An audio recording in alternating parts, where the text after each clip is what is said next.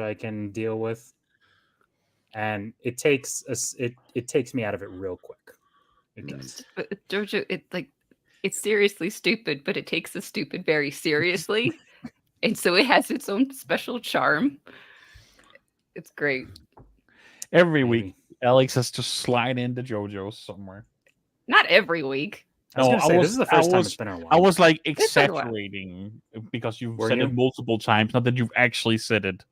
We've never employed hyperbole before. Are we misrepresenting you in the same way of your title theory thing here? Or it's not. Maybe we should let the fans decide on this one. So. Oh, yeah. Put a poll in chat. Yeah. For all 6 of you. If they don't side with me, they're stupid. Oh, that's my line. I'm right. That's some lava. Excuse me. What does this thing say? Yeah. Always correct. Yours is on time, which is a lie. He was on time today. Yeah. To make up for last time my title was late. So when I was logging in and said late this time, I was like, well, I'm on time today, so on time. Uh-huh. I think that makes perfect sense. All right. So we have mega spoilers. If you haven't read these books, probably don't listen to this episode. That came out 12 years ago. Because I've been yelled at for 2 months so that I don't spoil something. And then nobody even wanted to talk about it. So just, Not nobody. It's Andreas. I wasn't going to talk about it in chat. Yeah. We're talking about it now. Oh, that really cool moment in book 4. No, there's no cool moments in book 4. It's a terrible book. Cursor's Fury is the best book. I was going to say, there's 3 cool moments in this one. And I've forgotten all the cool moments in the last one anyway, so... Yeah, I would say maybe that Cursor's Fury is more generally cool. That it's just like the whole thing just kind of like is very level and builds itself, and there are spikes. The Water Furies is fantastic, and just the whole scene and leading up to it. The Battle Crows is fantastic. It's a great book. This one was more emotionally impactful for some reason. Captain's Fury has. It is a culmination of several plot lines we've been following for all these 4 books into several gigantic explosions. Literally. One of them is a volcano. Yeah. Right. I was very tempted to put a volcano gif in chat, but I didn't want to do these. Andreas is mad at the book because he's not very captained this time. I'm not. Even though he's on a ship for a good portion of it. Let's get into the plot. We're going to have plenty of time to yell at each other. Okay, to get into the plot, we start with everyone's going to have a gigantic meeting to meet who this Scipio Rufus is. The first great moment. And get his perspective, because he's been fighting the Kanim for 2 years now, and everyone's holding back from Miles as to who Scipio Rufus is. Yeah. Amara's like, well, I wasn't going to ruin it for him. No. Tavi's like, someone must have told him, right? I mean, he's going to know. And Miles is just like completely jaw dropped on the floor. Well, it's that narration that gets me.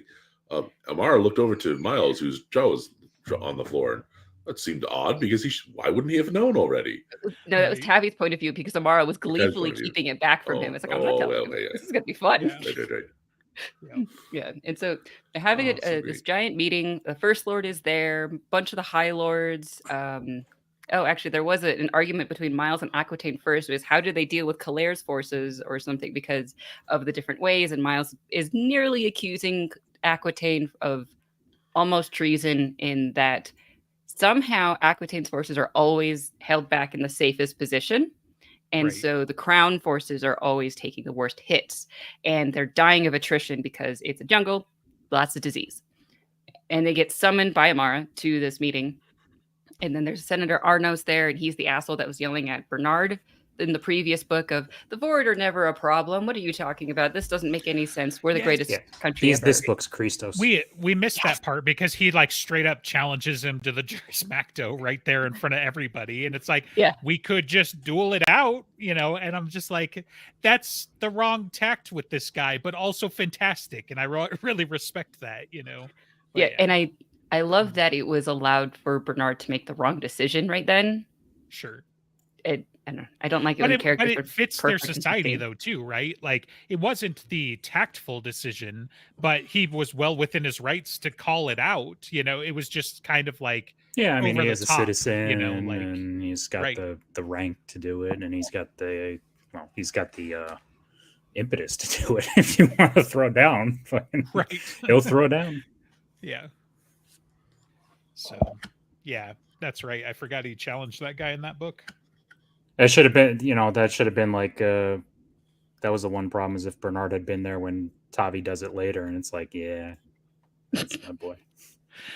Right. Right. So, in this meeting, Tavi lays out what he's learned of fighting the Kanim for 2 years, which is he lays out that they are trapped. They have no ability of getting home, and we should try to figure out some form of peace deal, various things of like, this is how they think. And everyone says, but that doesn't make any sense. And Arnos basically shits on him the whole time. The more intelligent people are listening, like people like Miles and anyone else who's paying attention to how soldiering really works. But Arnos, the senator, who is a very good tactician on big paper. Dumb and very bad guy. Yeah, very bad guy. And he's just like, anything he could do to block it is what he's going to do. And Tavi's frustrated and very nearly wants to throw down with Arnos right there. And First Lord stops him. And specifically Arnos's apparent reason at this point is explicitly just Arnos wants to have the victory and win it by conventional means that he learned at a desk. Whereas Tavi's whole thing is that he always learns on the fly and manages to pull something out of nothing because he's very resourceful. So this is the opposite of resourceful. It's all preparation and no resourcefulness. And Arnos has no flexibility in his thinking. Right. And there is a legion of 3 legions, I think, set up for the senatorial. I was going to say, importantly, he winds up in charge of these senatorial legions. I think it was just the 2, right? The 1st and 2nd senatorial. The 3rd legion is the 1st Aleran, is where you're thinking 3 legions. So okay, that could be it. He winds up in charge of the 1st Alera, and obviously in about 15 minutes, because that's what backstabbing assholes do. But and there's also free Alerans later, because you got to have those legions. Yeah, and reading 1st Aleran and free Aleran on the same page got a little confusing. But Tavi, being unconventional, had also taken on something that Kitai had suggested of, why don't we use the Marat, the horse tribe, as scouts? And it's working great. And there's a point of Arnos asks, how did you get them to wear clothes? I gave it to them personally as gifts, of which they are beholden to wear unless they're insulting me. Right. I paid attention to their culture and, honored their culture. Shocked. They're house elves. They are not free. So Dura is real mad about it too. No, I'm just kidding. So the First Lord, in this little bubble that he and Tavi have and that everyone else is fighting about something, gives Tavi specific instructions basically to find a better resolution to the war with the Kanim than anything else can happen. Because if Arnos is going to stay in charge, then everyone's going to die horrible deaths. But Tavi needs to figure out how to do that while playing the political game, because Arnos knows the political game and is doing everything he can to get Tavi kicked out. Right. And Tavi does not know the political game, and he's very much in danger because of it. And he's put in an impossible situation, again, in about 15 minutes. Right. Yeah, it's kind of one of those where it's funny because it's like, I think they bring it up again towards the end of the book that it's like, technically, Tavi screwed the pooch on this one, right?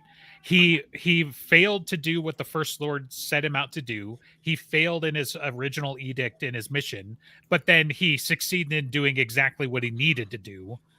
So it kind of gets glossed over. He task failed successfully. Yeah, exactly.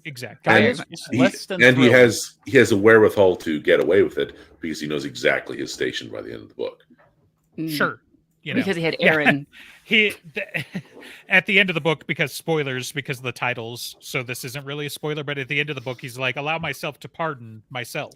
Allow myself to introduce myself. Yeah. Yeah, that's the thing. He couldn't have done what he did if he had just had this book and then not known what he was until the end, more or less. Well, he could have, but then the next 2 books wouldn't have happened. So because he just would have been in jail or executed. Well, yeah, it wouldn't have given him the out he needed to kind of do all these things under the auspices that he ends up justifying it. at no point does he pull rank, is what I'm saying, right? So he could not till the end. the reason why he's able to do certain other things is because it's like he robbed the bank that he also ran security for, literally, so like that's some things he's able to do, but that had nothing to do I was gonna say it gets him. He does pull rank with Nallus because that's how he gets Cyril. unparoled. Like he gets to go on this Right, mission okay. and the money because he reveals who he is. Right. So Yeah. we're Okay. So dancing around Cyril- some things. And get Yeah. some money. Just gonna start. So Izana is bringing supplies that she pulled together with the Dianic League, mostly it's all of those food and any form of other type of supplies to this place where Tavi is, and this giant meeting is going to happen. Araris is with her. What can Lady Aquitaine do about it anyway? She's kind of grown into that role.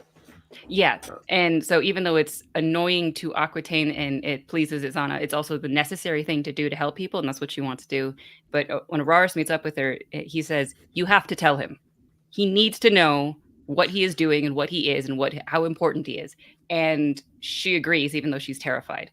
And so after this meeting, and she gets some time to talk to Tavi alone, they get interrupted by Frigiar Navaris, and they don't want to deal with some complicated moments of like, why is Izana there when he's supposed to be Rufusipio and not her nephew? And so she hides in the other room. And Frigiar Navaris is batshit crazy and wants to kill everyone. Right. She is one of the 7 or 8 singulares or personal bodyguards of Arnos. And she walks up and demands all of the information that Tavi has and some report about Kanim movements and things like that. And he plays dumb, and then he demands. He sends a runner off to get Maximus and Crassus anyway, just so they can show up. He plays protocol. Right. Yeah, he plays protocol right because after. he's a captain. So Yeah, it says, if Senator Arnos wants these documents, then he must have those orders in writing, right? And she can't produce those things because they just wanted to bully it out of him and then bury it. Right. And then Maximus and Crassus show up, and then it's like, is everyone going to fight right now? Are we going to play nice, or do I call in the boys? Yeah. Because you might put some hurt on them, but they're going to hurt you back. So, and they will enjoy it. Everyone will enjoy it. And it's honest, like viewing all of this from her watercrafter senses in the other room. But Maximus and Crassus are good. Navaris leaves. Tavi take this report and copy it to everyone who could possibly get it, because once it's out, Arnos can't bury it. Right. And then Izana wants to try to tell him and gets scared and just can't. She just can't bring herself to do it when he's clearly got other captain-y things to do. And so she leaves. And then they start moving out to make war within like the next day. She doesn't have another opportunity. But Araris is Tavi Singulaire, and he warns her. He's got all the time in the world. Yeah. Right. If she doesn't tell him, then he will. And so Araris, right before they're leaving, says, "You are Septimus's son," and Tavi is about to murder him just because he doesn't know what to do with his emotions. He doesn't really fight it. He just like, how can people I love have been lying to me the whole time? And he knows, and he gets that like the lying was its own protection, and it was the best thing Izana could do. But everyone was lying to him, and he just like, I can't deal with this. And Russ, you should go talk to your mother. He's like, I can't deal with this. Shut up. Right. That's a very important fact that I'm going to take, put it in a box, and deal with later, because what the hell is wrong with you? Yeah. Right. So he buries it in a box with all of his camp stuff, and they all go marching out to fight the Kanim. Around this time, Marcus has a meeting with a washing woman of the camp and Senator Arnos, the washing woman being Invidia Aquitaine in disguise, because she's just it's not hanging around. Yeah. Much less fun. Yeah. And so she's turns out that half of this Legionnaire camp is actually spies and other people, just pretty like much dressed up as other people. You wouldn't have been surprised if like if Arya was in there somewhere just chilling, just hanging out. Yeah. She just needed some chill, ambiance for everything else going on. Yeah. And so Invidia Aquitaine is pretending to be a scullery maid and dealing with all the mud and the muck, and Marcus likes the idea of putting her in an annoying situation, so he demands a meeting in the smelly side of the camp. And then Arnos shows up and he looks very, very obviously someone like he doesn't belong. He's got his singulares around him. He's got like a cloak covered over him. Like anyone who knows anything knows he's got something to hide because he's an idiot. I mean, his singular just kind of gives him away, don't they? Yeah. Yeah, there's a cloaked guy, and then there's 8 murderous assholes swarming around you him. could maybe get away with that one person if you were like both cloaked and like one's your bodyguard or partner, and nobody's really going to pay attention. But if you got 6 of them around you, right? Yeah. Less. Do we start laying the groundwork for Marcus's thing, or is that later? This is kind of it because Aquitaine is like wanting him to deal with Scipio. Right. And he recognizes all the singulares literally by like he does a roll call for all of them. Yes. Right. Yeah. The who's who of assholes. But yeah. Like which I think is great because it also gives exposition, I think, as I recall, right? I mean it gives you the quick rundown of and it's why you should care. Here's kill you at any minute. Yeah, here's a good it's not just arbitrary exposition. It's also like it's like that moment in Justice League Unlimited where Barry Allen's very concerned. Oh, what about revealing our secret identities? And Batman just was like, Barry Allen, Martin, John Jones, Diana, whatever, Bruce Wayne. It's more like showing out his resources. Sure. His resourcefulness. Yeah. As he's like, that's the best archer, that's the best knife thrower, that's the best batshit crazy murderer person, blah, blah, blah, blah. It's like, and here's how I would kill them if this gets bad. And sure, but then we know who they are. Be professional and have a plan to kill everybody in the room. Thank you for making me like him even more now. So Kincaid would approve. It's a good info dump, and it's a good way to show that Marcus / Fidelius is still a spy, even though he's a soldier now. He's also a spy. Still in the game. And then on top of this, because we've made him sound like a total badass, he spends the entire book whinging and wringing his hands like, oh shit, oh shit, oh shit, I'm going to betray her again. Like I'm going to do another betrayal, but this time, do I kill this time with garlic? Well, because like a vampire. Part of the thing is we know at the end of the book who he is. In the previous book, we know who he is. And this whole book, he actually has genuine loyalty. He wants to return the service of the realm somehow, and he I guess in his mind he never left, but he now thinks backing Tavi rather than Nvidia is the right choice, and he has real. And it's going to get him killed. He's living as Marcus, even though he knows he's not. Well, yeah, he's probably the most Game of Thrones adjacent kind of character, where it's like I'm doing what I'm doing for the good. He's like the Varys type, right? He's doing what he does for the good of the realm, so he'll back whoever he needs to that he thinks is going to cause the least harm. Then he finally finds someone where it's like, real inspiration, someone I could really follow. Again, like he apparently felt for Septimus because fucking everybody felt that for Septimus. Yeah, I mean, because where he's been at is he would have loved to have kept following Gaius if Gaius had an heir, right? Yeah, if Gaius had been worth it. He follows whoever, like the best of the terrible choices, right? He throws in with the Lords because it's going to go to civil war anyway. So I might as well back the winner or make sure that the person that I like is the winner. And then he gets like, Tavi isn't the best of a bunch of terrible choices. Tavi is the correct choice, and the best of them. Like, he's the magical thing of both of everything that he's been dreaming of for 25 years. So, Yeah, because it's like, who are your other choices? You've got Calere, who's insane.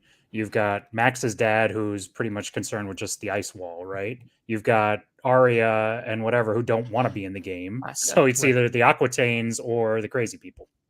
Right. I guess that there wasn't a possibility of Rhodes, but he's nearly a non-character. They just mentioned him that he's also a slimy bastard.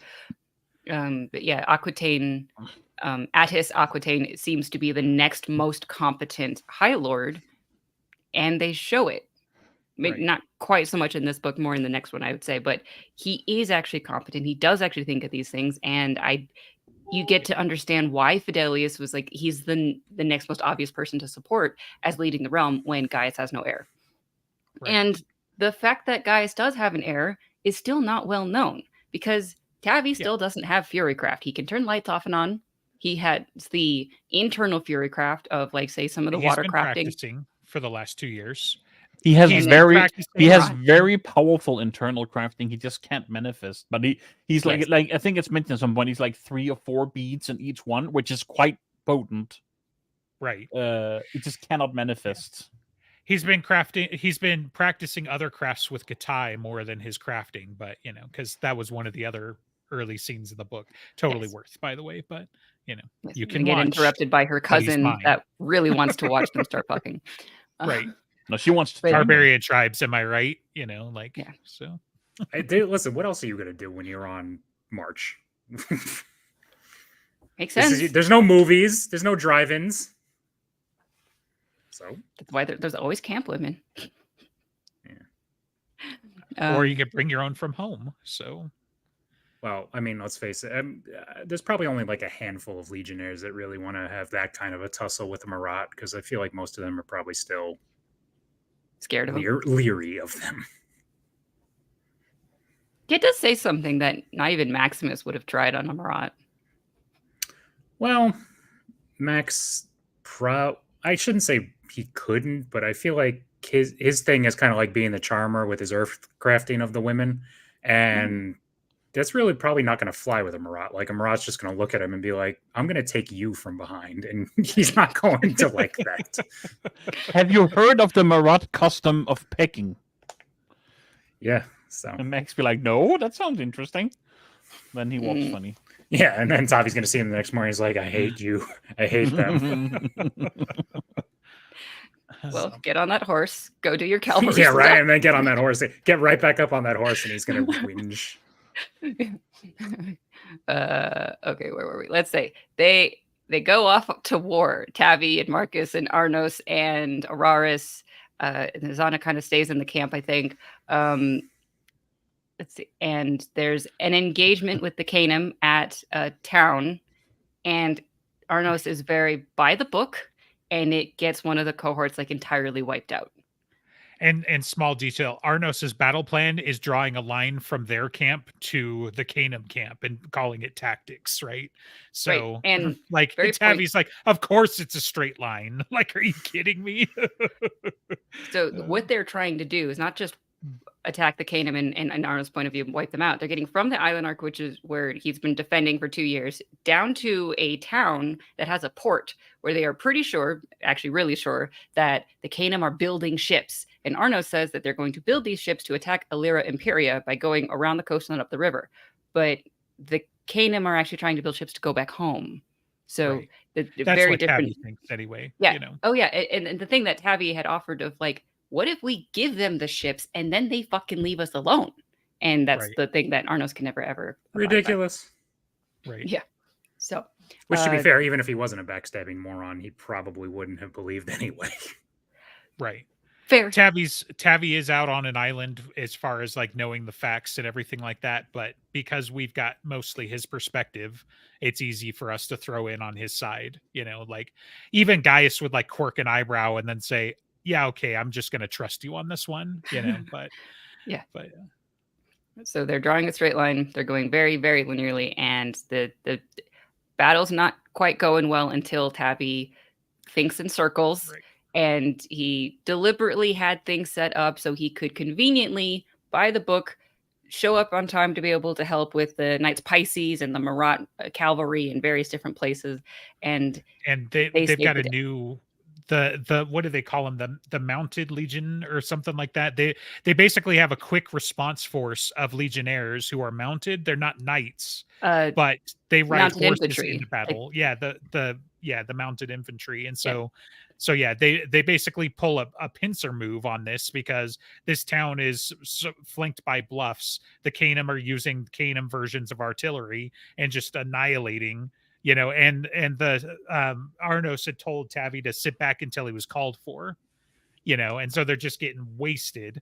And then Tavi's like, yeah, they probably had enough. And, they basically had everybody almost in a chokehold and just squeeze a little, to finish it off because, the knights and the mounted units just sweep in, Yeah, so he didn't technically wait for when he was called for, but it was long enough that by the time that Tavi's forces were able to save the rest, everyone that was about to be murdered was very, very grateful. And then Tavi turned all of his healers and watercrafters over to the Senatorial Legion to start healing people, saving people's lives, and also getting a lot of goodwill. Right. Is this when he went to talk to Nasog? No, it was not later. just yet. It was the next town. Because that's what gets him booted. Yeah. Right. So it was the next town over as their like frontal line assault going towards another town where they fought the Kanim, and the Kanim clearly like left the town. Like they didn't they gave it up too easily, and it was a bit odd, but there was a bunch of people left over that were living for some amount of time with the Kanim in those 2 years. Right. And as they were like setting up barricades again of just like, the Aleran forces are taking this town again. Arnos says that everyone who worked with the Kanim for any reason are traitors. Anyone who were freed slaves are traitors, and so they must be put to death. And he gives this order to Tavi. Duty to Tavi.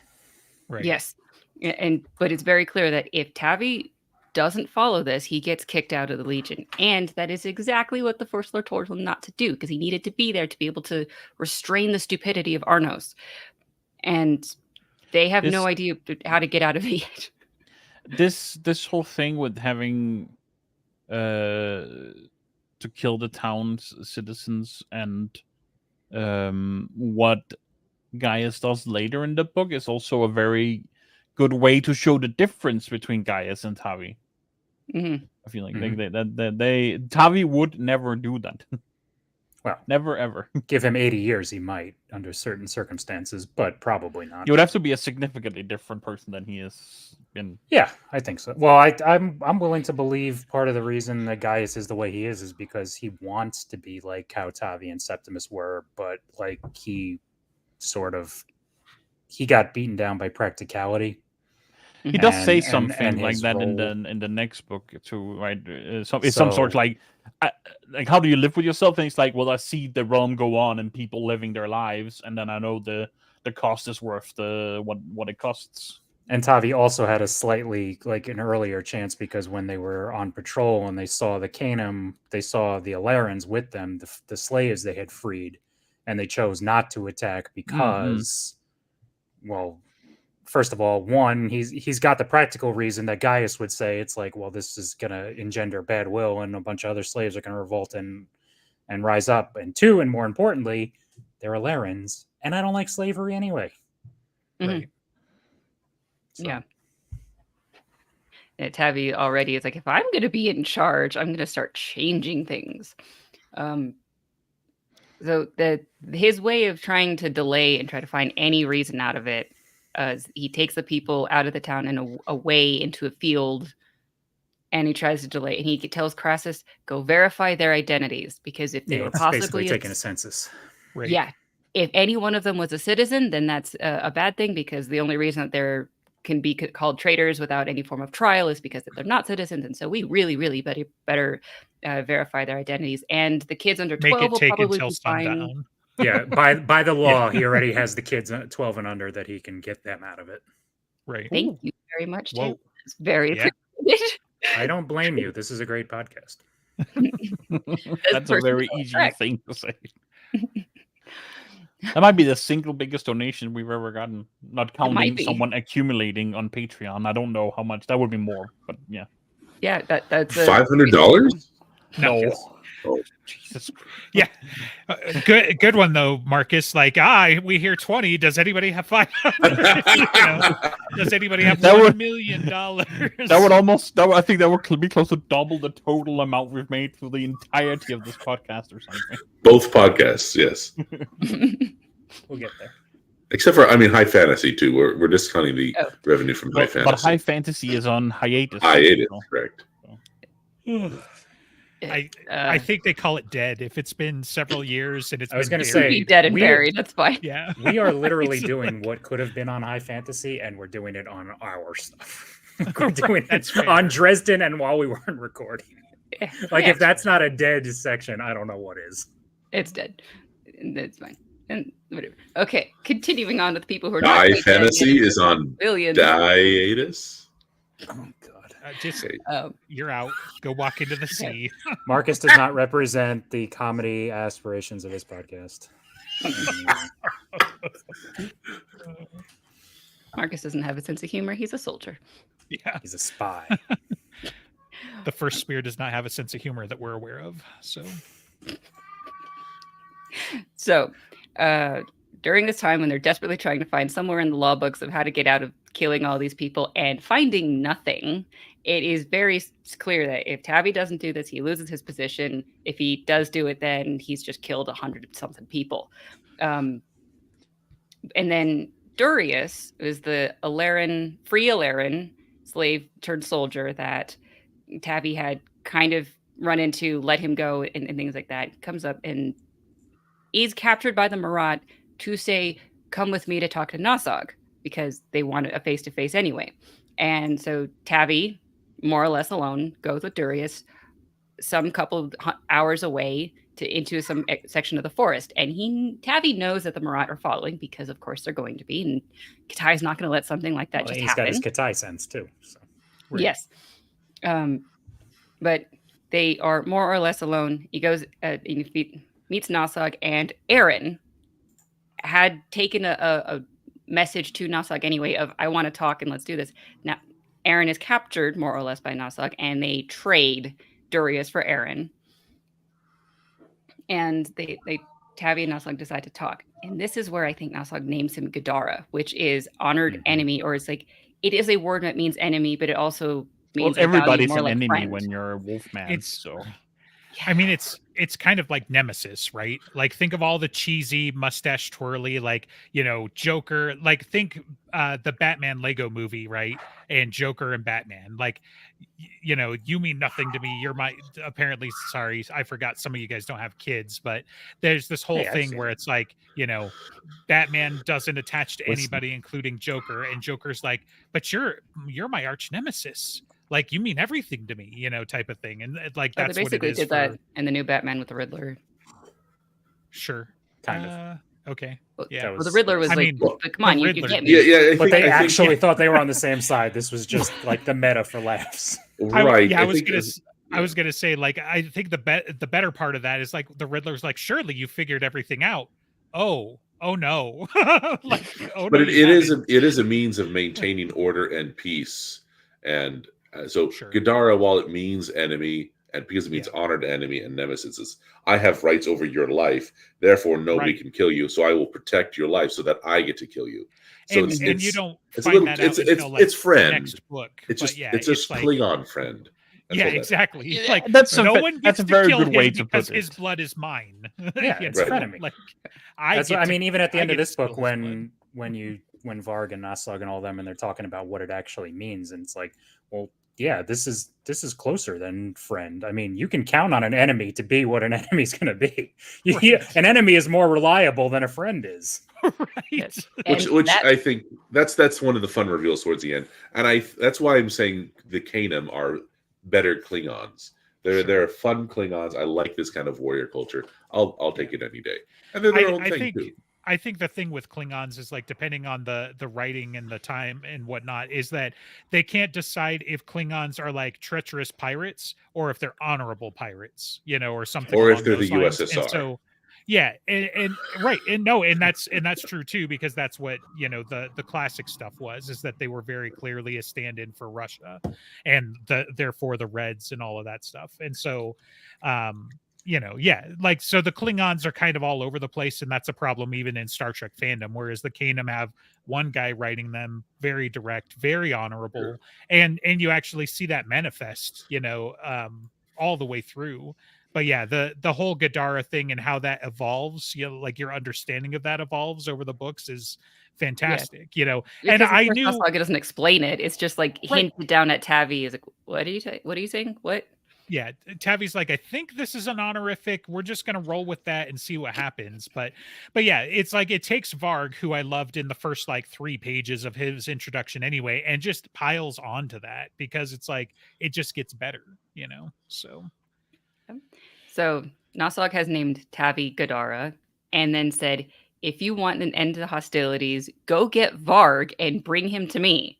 And that Varg is in the Grey Tower, which is the magical prison for all of the political prisoners. Which they already broke into 2 books ago.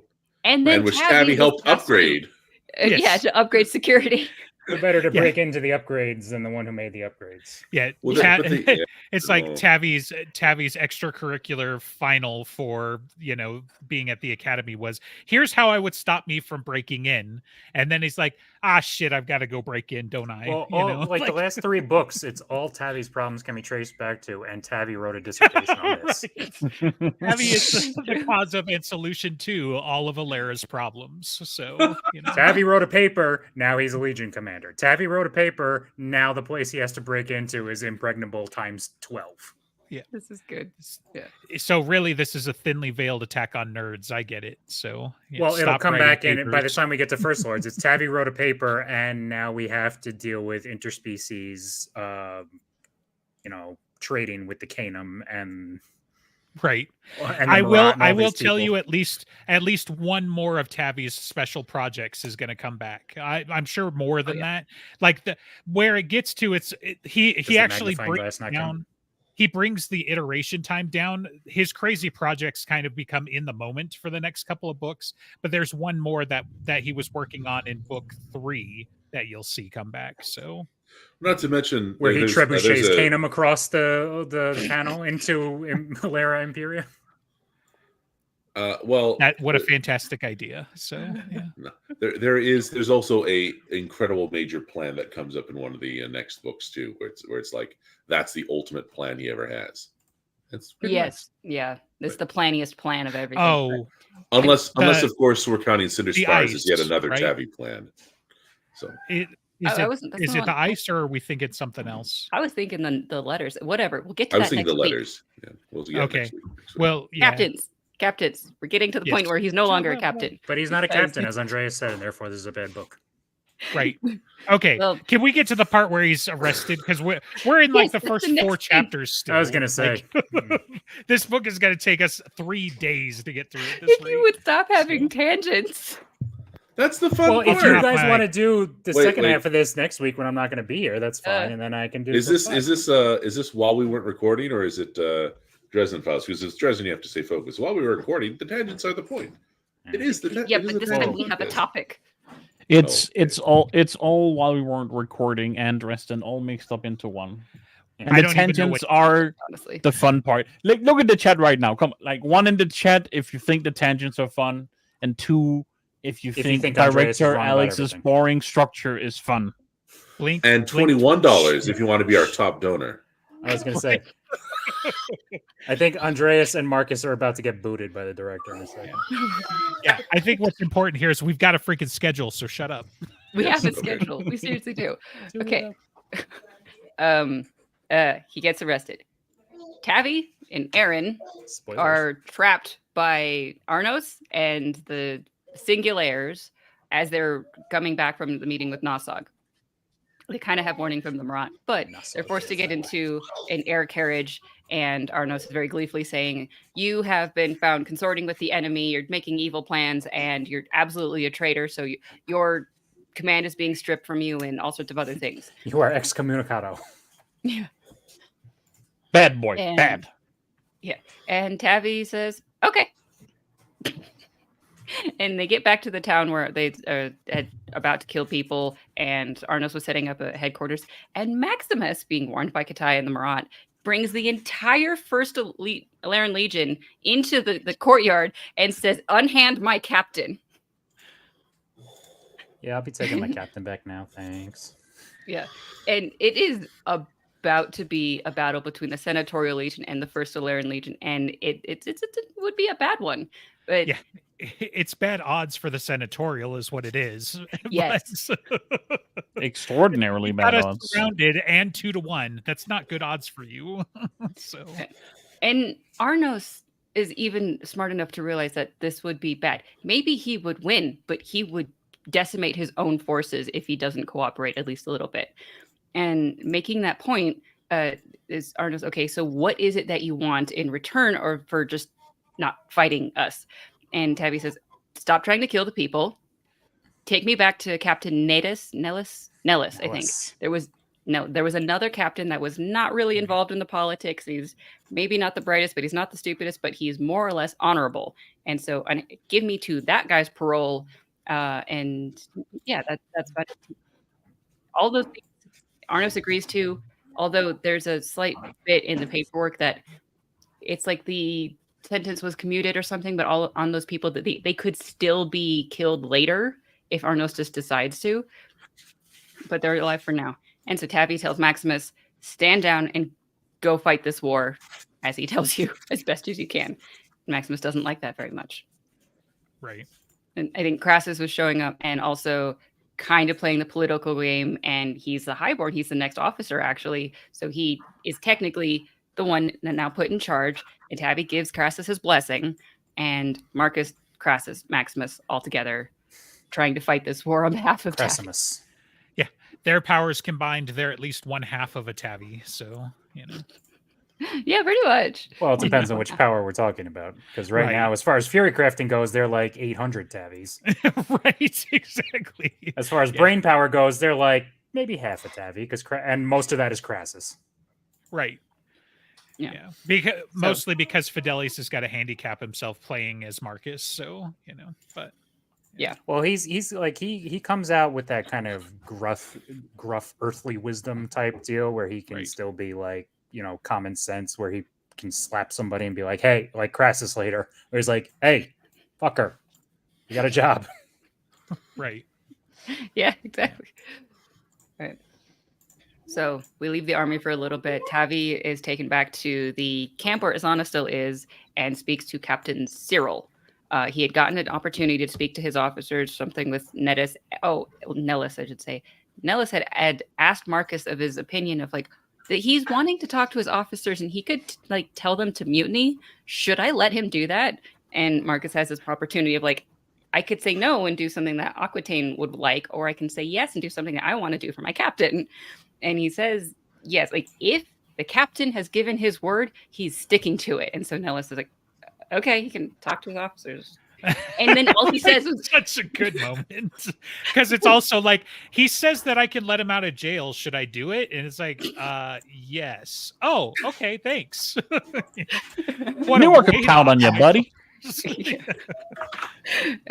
And, let's see. So Tavi gets an arranged meeting with Cyril, who is missing a leg, but he's still kind of in charge. He just can't go out on the march anymore. He's been unfortunately promoted, but he's still a good guy. And he summons Isana to the same meeting, and he lays out, this is what happened with Arnos. I am Septimus's son. I am princeps of this realm. Let me out of jail. And Isana is there to verify everything. And this is basically the end of the I'm angry at Isana arc. So it starts in the first meeting. It basically ends here, and he's reconciled. So it doesn't drag on, at least. More or less. He doesn't drag it on, but he's not completely settled with it because he still feels betrayed, and it's still something really new to him. But they still talk about the trust thing later too. Oh yeah, there's a few comments, and there's he didn't trust me with this, but by and large, it's like this is a lot better than. Yeah, it's 80%. It's at least 80% scabbed over healed. It's pretty good spot. It's not going to drag on forever and ever and ever and ever. Yeah, and Tavi is smart enough not to dwell on it like Dresden did with Ebenezer. I think ultimately it's not as much about his relationship with Isana, but about his understanding of his own place as the heir, as the grandson of the First Lord, and so because of that, it's not resolved. Because it's about a kind of an internal realization conflict, and the climax of this, the resolution of this is truth finding at the very end, and then he stands up and goes nose to nose with the First Lord. I just imagine the First Lord towering over him at the end, and he just have his chin up and say, "What are you going to do about it?" Well, they're actually of equal height. Oh, are they equal? Okay. Yeah. Fair enough. Fair enough. In the first meeting, Tavi was like, "Oh wait, I'm like looking straight on at him instead of looking up like I used to be." Right. Okay. Right. Okay. So that's the arc. Isn't the main conflict isn't Tavi versus Isana? It's Tavi versus Octavian. Tavi versus Octavian. Yeah. Okay. So Cyril accepts all of this, and Izana and Tavi are having a private moment, more or less, of like all these emotions that they haven't said to each other, but both of them have some amount of. Tavi has some amount of watercrafting. Izana has quite a lot of watercrafting to be able to feel each other and how much it hurt, and they love each other, and that I think probably is what gets it more or less healed. But she verifies exactly it was a courtship with Septimus. He married her. There was a ring. There's a signet dagger that she still has. She can prove as much as she possibly can. But Cyril says, I still can't just let you out of jail. Like, you have to escape or something. I can't just break the law. And so then that's when Aaron comes back. Aaron goes, I am the law. Pretty much. Aaron knows how to get to places and get logistics and get things figured out. And so he has a ship of Captain Demos, who was in the previous book that went to Cania, went back, and then went with Aaron. And there's a slight detail that I want to mention now. The most fun sporting character in the entire series, Captain Demos. Right. Yeah, he's definitely like a sleeping favorite for sure. I was going to say, if we could just have a spinoff with Demos, Daroga, and like Varg on a just tavern mission or something. Like a road trip. Yeah, so something. Buddy cop movie. As long as we have like Crassus and Maximus just show up for support for no reason, you know? Yeah. It's like, oh, you guys look like you were handling it, but it looked like fun, so we're here too. You know, I don't know. But why not? And Marcus can be the old guy saying, I'm too old for this shit. Right. Should have retired by now. Be like, why are you Marcus again? Weirdo. I like being Marcus. Leave me alone. Marcus is great. Unlike me. I don't like Marcus me. never betrayed the realm. Fidelius did all that shit. Anyway, and you were going to say something about Demos? Yeah. So in the previous book, we skipped over it, but when the Kanim were coming to Alera, Demos sent his men out into the town of that small little isle and told them to grab all the women and children that he could fit in the hold. And he put them in irons and he was going to sell them as slaves. But as they're running away, Aaron is watching all this. He doesn't like the idea of slavery. No one does. And like, why are you stealing all these people? Slave himself. Yeah. Pretending to be. Right. Then he realizes that the Kanim landed and killed almost everyone. So this was Demos's way of saving as many of the women and children as he could. He'd only had one boat. He was only able to grab so many, but he can't like actually openly want to save someone, but he can sell them as slaves somewhere else. He's got to make a buck somehow, you know? Yeah. Yeah. Because he probably got gypped anywhere. Yeah, he did get. Yeah. Right. Didn't quite make money off of the thing he gave Aaron. So Aaron has Demos, and they all break out of jail. They get some amount of supplies, and they get onto the boat. And Kitai, Tavi, Izana, Araris, Aaron, and Demos' crew. That's it, right? I think so.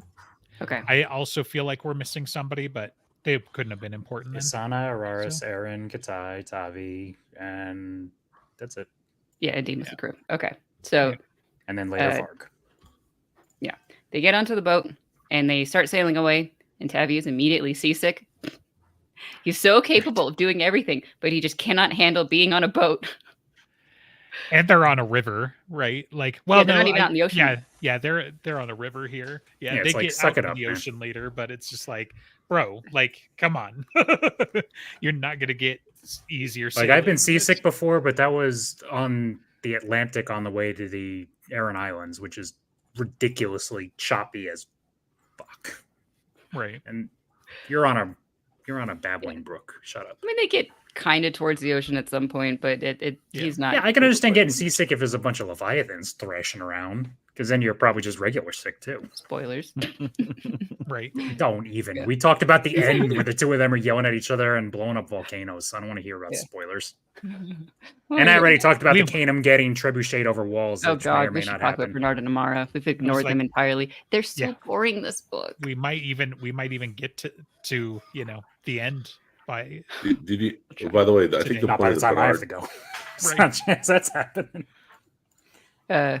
The point of the Bernard Amara plot is: did you know that they like each other? And did you know that they're both very good at their things? No, the point of the Bernard and Amara plot is, what is Gaius willing to do for the realm, and essentially, and where does that cross with what Bernard is willing to do with the realm compared to Amara's life, and what is Amara prepared to do for the realm when compared to both Bernard and Gaius, and then learning about what Gaius is willing to do for the realm.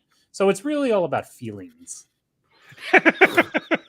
Well, I think that explains why at you that didn't level, like it. sure, yeah, that's I didn't that's hate fine. it. It was just Amara at the end was annoying to me. It's like the core meaning of that plot line is exactly what you said, and like it is very well summed up.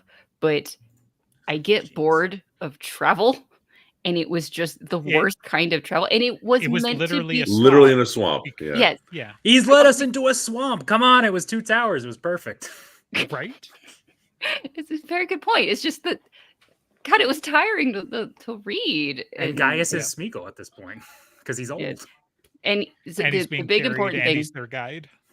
He's 80-something years old, and he cannot use any of his own fury crafting, because if he does, Kalair has made alarms, and that would give away the whole plot. And so Bernard and Amara have to carry him through the swamp, and his inability to walk, and he's just to do anything. Guy. Well, it's because he's an old guy who didn't prepare proper footwear. He's a posh old guy. He's never been camping, guys. Neither have I. I know you still got to wear the right footwear. He hunted Garum. That's actually not true. I've been camping. I just hate it. He hunted Garum. He's done something. He fought Garum, but it's been he's a rich 60 guy years. That's hunted. He's a rich guy that's hunted Garum. I was going to say, he had to have done at least like half a posturing stint in a legion at one point. Yeah. He's got to know, what to do. Yep, and you know what he had all of those times? He had Furies. He had, like, this would have been trivial if he would have been able to use his Furies. Like, this would have been trivial if he had been Tavi, because Tavi would have had proper football. Honestly, yeah. Maybe that's part of the point. Right. How miserable and pathetic he is compared to Tavi, and compared to when he doesn't have that, and I don't know. Maybe that's given too much. Well, credit the ones to best suited to it are the one who raised Tavi and the one who's married to the one who raised Tavi. Yeah, really, when it comes down to it, what Gaius is willing to do for the realm is sacrifice Amara. It's not about the volcano is the cool part, but he's willing to sacrifice the loyalty and respect he has for his single most loyal cursor, for the daughter, just to have this one stroke against Kalair. And he knows that's the result. Which is important. So do you think it was his intention the entire time? Or do you think he just got pushed into it? Because that's where it's like, look, if we're going to talk about this, then I'm going to just put it all out there, right? So like the flip between him revealing himself, right? Like, we got to back up. We got to set the stage better than this. We can't just be talking about the fucking volcano, guys, right? So Amara and Bernard have got to literally drag Gaius through the swamp on a litter because he gets trench foot, like, immediately. Like, he sees the swamp and gets trench foot. And so they create a litter and start dragging him while they're literally up to their waist and chest in the swamp. And that's not even the first part. That's not even where they get to. That's just where it starts to suck. Kalair's got patrols out. They have to jump a few people. They're using a combination of wind and earth crafting. Is this where they've got the they don't have the predator tech yet, right? That's next book. Correct. Yeah, so I they're don't know just anything using on their the earth predator tech, so that would be next book. Okay, Yep, so they've just got their earth and wind crafting and everything, which is good, but it's still just two people carrying a third dude. And then Bernard gets a concussion, and he's the better woodcrafter, but the tracker, everything like that. So then they have to rely on Amara. Or rely on Amara not to get them lost. Or navigate. Yeah. Right. Exactly. Because they get jumped by the Garum, which are big lizards, and this becomes foreshadowing for more different things. And also gives you some of their culture. So so that they're dragging him through. I don't know, like, what other setup is there? Like, they're still trying to be tender. Well, they essentially towards the end they get found by Brensis Jr. Right. Yeah. And he's about to, and he essentially wrestles Amara and Bernard down, and they've kind of like he doesn't know the First Lord's there. And so he's got them, and he's complaining about how he's been wandering around this whole time for these two. And then Gaius goes full Avatar mode. He's like, actually, he's like, one more.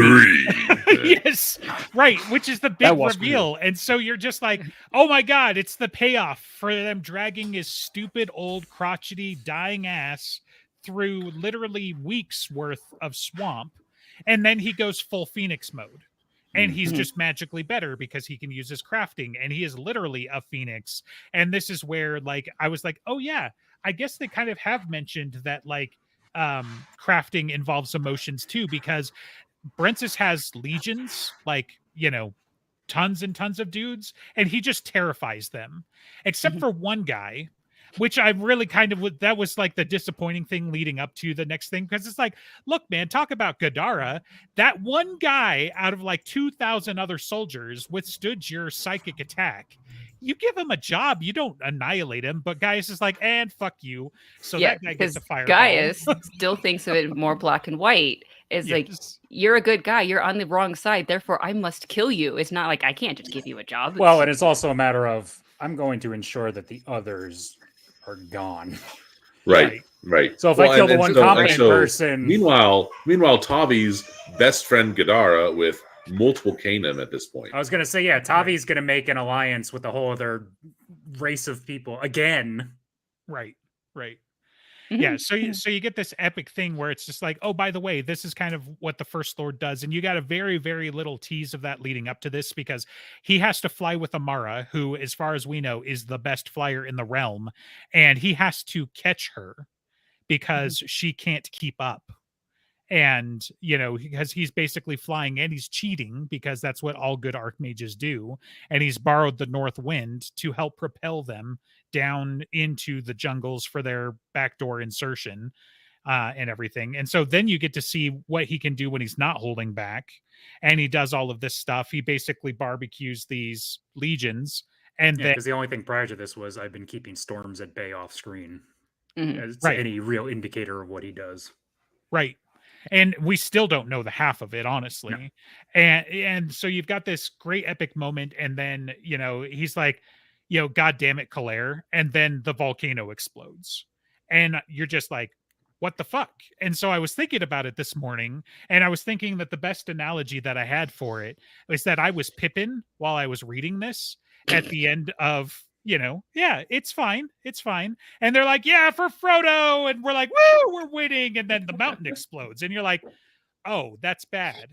And I remember telling the director when I read it that I was like, I've been playing too many video games, because I was starting to hit F8. I was like, we're going to quick load this. This was the bad ending. This is the bad choice. We're going to undo this. And then I'm like, oh, this book was written like a decade ago.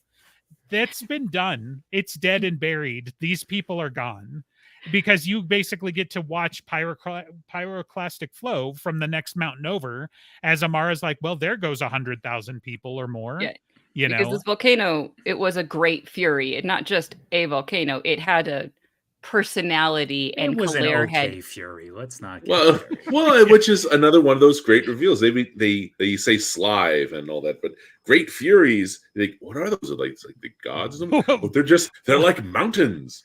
And then you get who is it that doesn't like? Wait, the great furies are real? They're legendary Pokemon. Well, right. Yeah, and Gaius is like, you think we swear by them for the hell of it? I mean, this is the same. Right. This is the whole, you know, Empty Night, Stars and Stones, and Hell's Bells. Right. These are your curses have a meaning for a reason. And you just don't know what it is. And of course, and then that's when it clicked for me. It's like, oh, Gyarados. Gyarados. That's really. I got that back in Furies of Calderon, but good job. Yeah, still, you know what I mean? So like, there's the legendary. Well, there's Pokemon. Also prior to all this is when Isana's taking her little swim in the ocean, and she's like, "Oh, the whole fucking ocean's a fury," and that gives her level up, her awakening or whatever. We'll go back to that. That's when she actually becomes one of the most powerful watercrafters. Before that's because she watercrafts Araris without a tub. And it's like, I'm just gonna heal you now. That's it. Yeah. All right. So I guess we're going back to to answer Justin's question about whether or not Gaius knew he was gonna have to do this prior. I think so. I think it could go either way. I think based on how he described Kalair, he was willing to entertain it as a possibility, and maybe part of him was hoping that wouldn't be the case, that he could just kind of temper it or control it or whatever. But I think deep down, he already knew and was prepared for, I'm going to have to blow this fucker up myself. Sure. Yeah. Well, And he yeah, says- and I'd say there's probably like a 10% he hoped it wouldn't come to that. 90% he was prepared to do the needful and everything, because otherwise what's the point? But it's also like, for all of us, like, we're so quick to be like, well, Tavi wouldn't have done it that way. What the hell else were your choices? Right. And Well, that's what I'm saying. Give that... Tavi another 80 years in a different, Get the Pokemon himself. of being the leader of this place. And it's like, okay, I mean, seriously, you could have, I mean, Tavi probably would have found a way to talk no jutsu the fucking volcano and become friends with it. But that's what he would have done. But that's because that's how he would be written to do it. Was this also the one where there was also that whole squad of people opposing Gaius that Bernard and Amara had to take down themselves? Yeah, while he was doing the volcano thing, and they were right behind. So it wasn't even just the one guy who's like half shredded and like and then just directly killed. No, that was I think that was the initial encounter with Brensis, and then it was, you got to keep these guys off my back while I do what I do. Right. And so then that's where Bernard and Amara really come into play with, okay, salt arrows and slicing off the firecracker. Amara gets severely injured, and Bernard basically says, if you don't heal my wife, I will stop you, whatever you're doing. Which is enough of a threat to at least, or just drive home the fact that Gaius really owes Amara. So he heals her by basically looking at her. And then he does the second time that Bernard stared him down, because when he initially gets hurt, he's like, no, you need to understand, if you don't heal, you have to give me a reason not to punch you to heal yourself right now.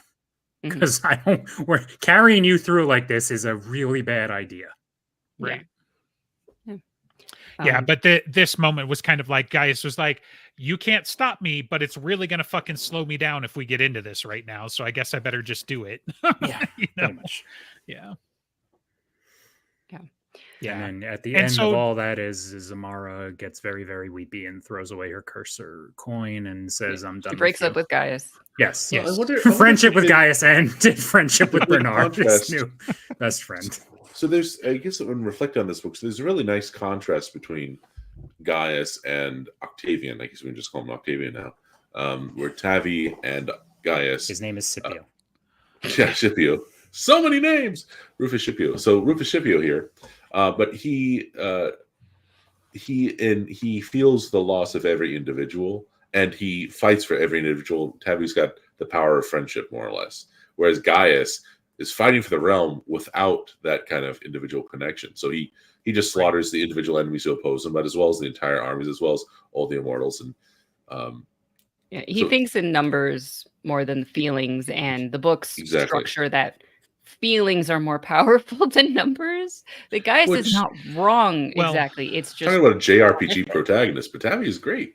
Because he has that personal friendship, and he has his merry band of misfits, and they all go on the pirate captain's ship and do a jailbreak out of Gaius has had the 30,000 foot view for decades now. Tavi's only ever had the 0 foot view, and he's I was going to say it's a top down versus ground level kind of perspective, right?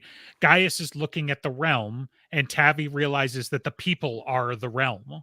That without the people, there is no realm. And that's the strength of Tavi, right?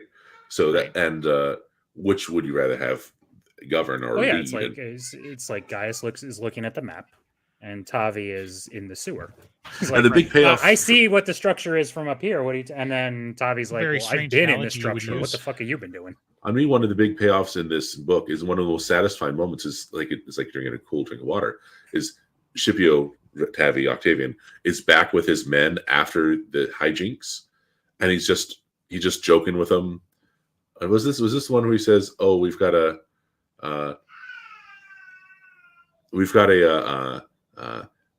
orders, men. They found a worse place for us to be. So stop your lollygagging and slacking off." And he's like joking about the coffee or the water or the whatever. I forget what it is, but the joking with even just his men, who we don't know as named. He presumably does know them pretty well. They respect him. They'd fight him. They'd follow him into anything. Yeah, well, exactly. Well, so we know Schultz, but so Tavi has the respect of the individual men who would follow him to the death. Literally, and like Marcus says it all the time, and that's part of why like Marcus is enjoying being Marcus, is because he's like, shit, I do it. Like I know better, and I do it. because that's just how good this kid is, so yeah. And so while Amara had Gaius had the loyalty of Amara at first, he'll sacrifice that for his own gains, whereas Tavi will not sacrifice the loyalty of anyone. And because he does that, that's when the only time he ever loses loyalty of people is because he doesn't want to lose someone else's loyalty. It's always when there's conflicting loyalties, that's where he struggles. But if he can have everyone's loyalty, he'll take it, and he'll fight for that. Important parallels here too, that I think the Gaius thing is plenty bad enough to stand on its own, but I think it's doubly important to Amara because she just got betrayed by her her mentor Fidelius. a few years ago. So it's just Fidelius and Gaius had the same perspective, honestly, as of like the realm, all of the many millions of people and not the individual people. And so they were, as much as they hated each other, they were so similar. And now Fidelius as Marcus is like, oh yeah, these individuals, and it's so much more fun this way. And it's actually worth living. And Gaius is still stuck at that 30,000 foot look. And yeah, those numbers weigh more than the individual loyalties. And so it was a betrayal to Amara. It was, was it Academ's? Because Academ's is the last time that we see Fidelius as Fidelius, right?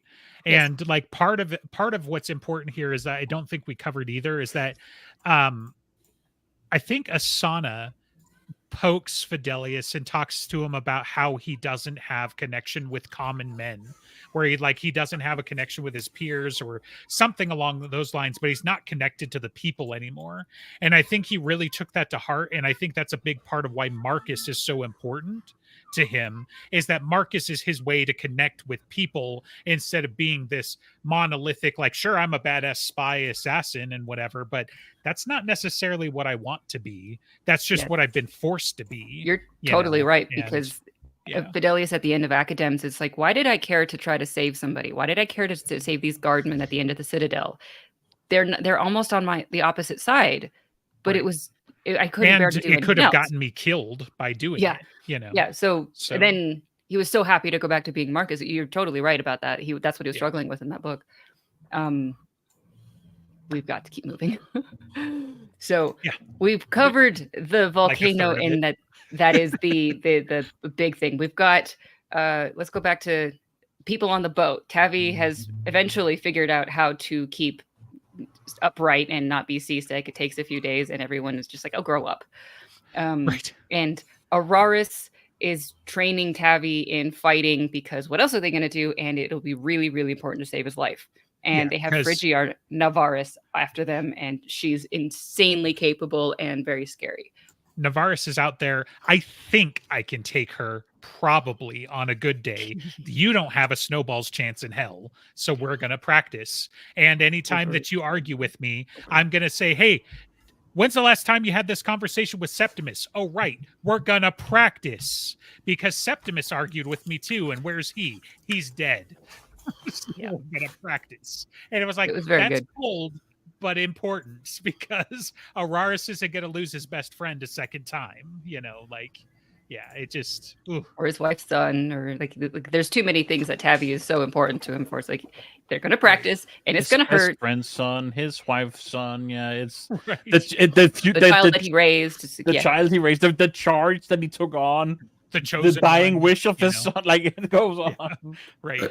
Yeah. First of his name, eighth of his name, so... Yeah, it's literally Octavian. I mean, come on. I know, but it is still first of his name. So it's just like, we're still going to add a couple titles before the end of the series, by the way. Still book 4 out of 6. But anyway, continue. There's a small little detail of Aaron and starting to figure things out. It had dropped up of like, okay, so we need to go get Varg, and how do we do that? But he found the person who helped Sarl get out of Alera Imperia. That's whose ship they're on. Deimos was the way that he got back to Cania, and then back and forth and things like that. So they have. And I also know the guy ship. And I also know the guy that beefed up security at the tower. So we've got that evil genius, and we've got the guy who could get us there. And Aaron's quite fun, and his fears are extremely reasonable. Yes. And he still faces them, but he's also just like, fuck, this is terrifying the whole time. They get caught by pirate ship that Arnos' Singulaires took over, essentially, and are being chased. And then there's also a massive Leviathans in their little sleeping ground. But they're just the baby ones. Right. Yeah, they're still 50 feet long and horrible. Like baby elephants, they are also massive, you know. So. They're so adorable. So they can't really do anything. It's going to come to a fight. They can't like swim in and around the Leviathans because Leviathans crush boats, and if they wake them up, it's a bad thing.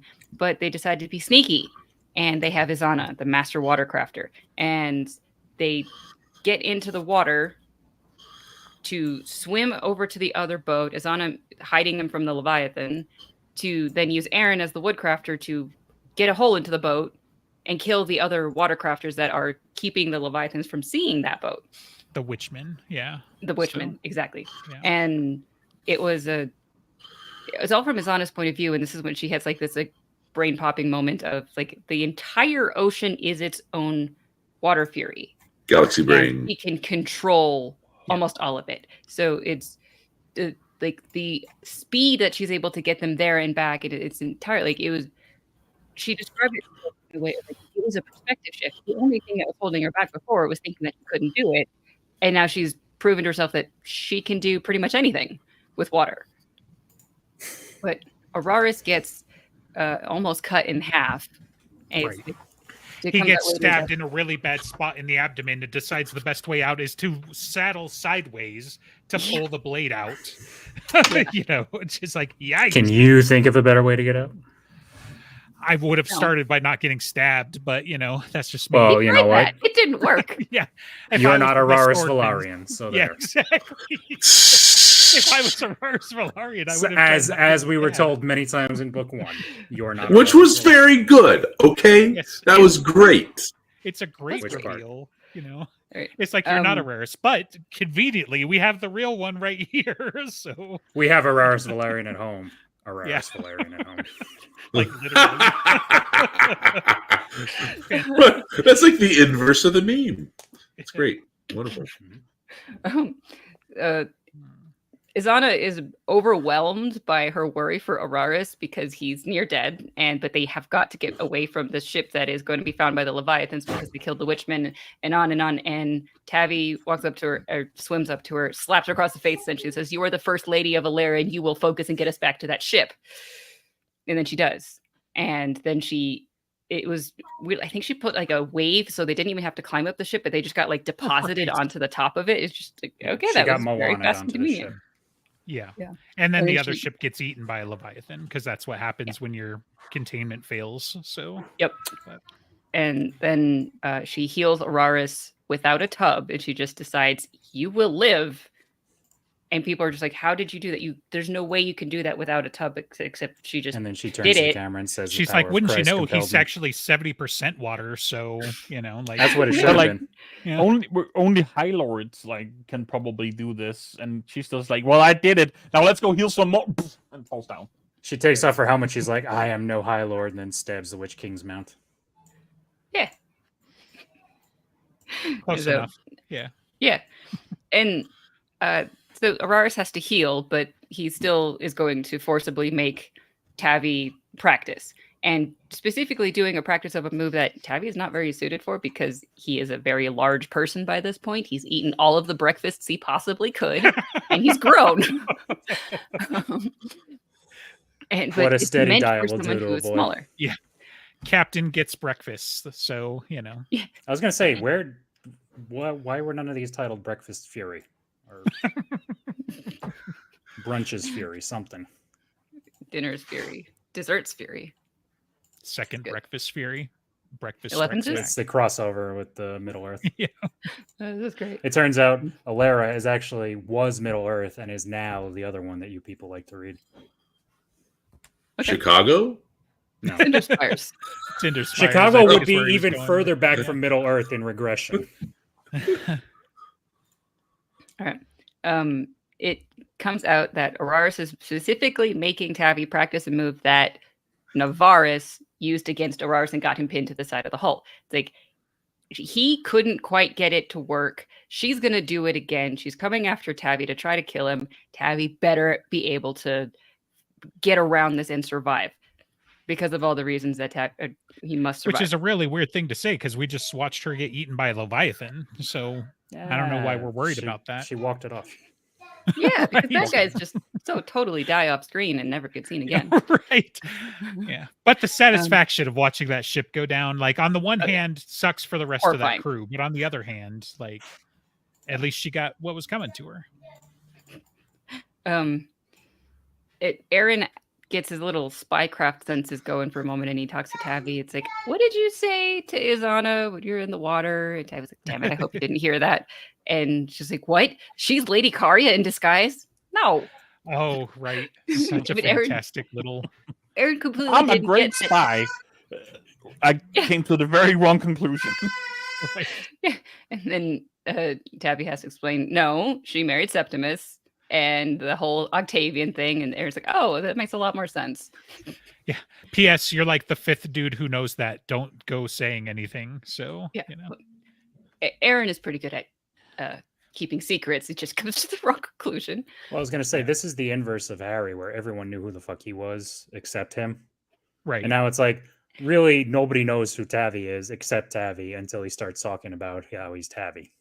Right. A couple of people have some really strong suspicions, but nobody. Two people know. You know. Yeah, right. 1.5 people have really strong suspicions, and Katai doesn't care. So we got it. Of course, I knew. This is far below Katai's interest. Katai has reached a plane of enlightenment that we should all strive for.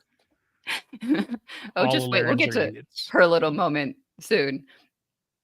As they get away from this and they go up towards the Alera Imperium, they need to stop and get some supplies. Specifically, they need cold stones. And Katai not the is ice the cream, thief, by the way, people, just in case you were.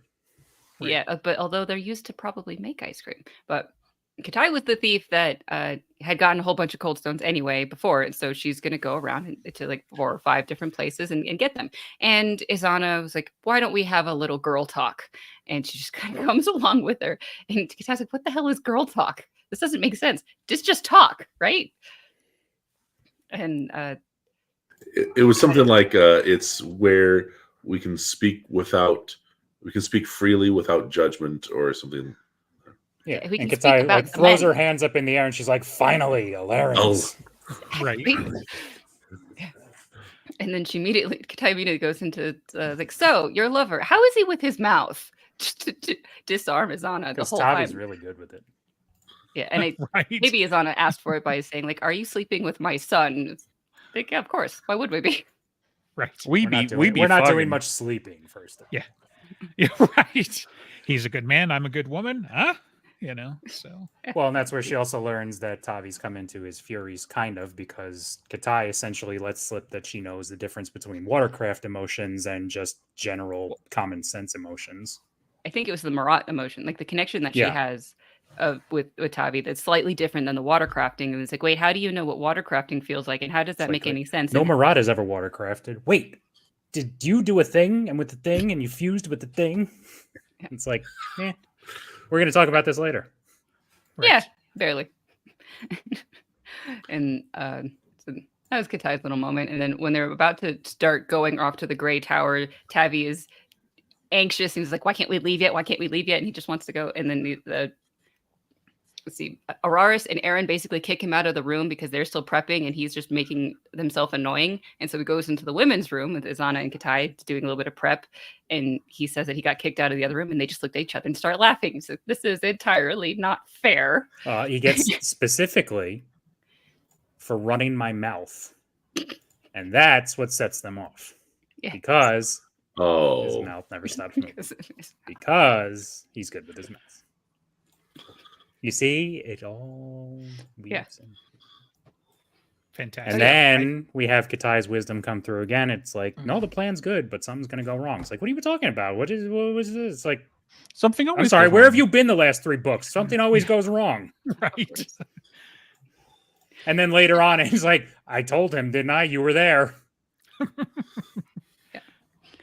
So when they get over to the Grey Tower and they're starting things, Zana and Katai are still there, but probably some snarky moments. And Tavi and Aaron and Araris are like impersonating guards to try to get through the things because they have to just not touch the ground and all the various different security measures, which are really beefed up because of Tavi's exact description of what should happen.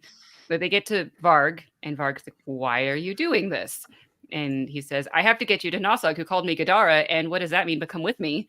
And Varg is like, "Nasog called you what?" Yeah. I did not teach you that word. No, you didn't. Yeah. Right. That's right. That's how he does it. It's like, that's not a word I taught you. So you keep using that word. I don't think it means what you think. Have you been talking to other Kanim behind my back? You played Ludus with someone else, you whore. Yeah. And I used your strategy too. It was really good.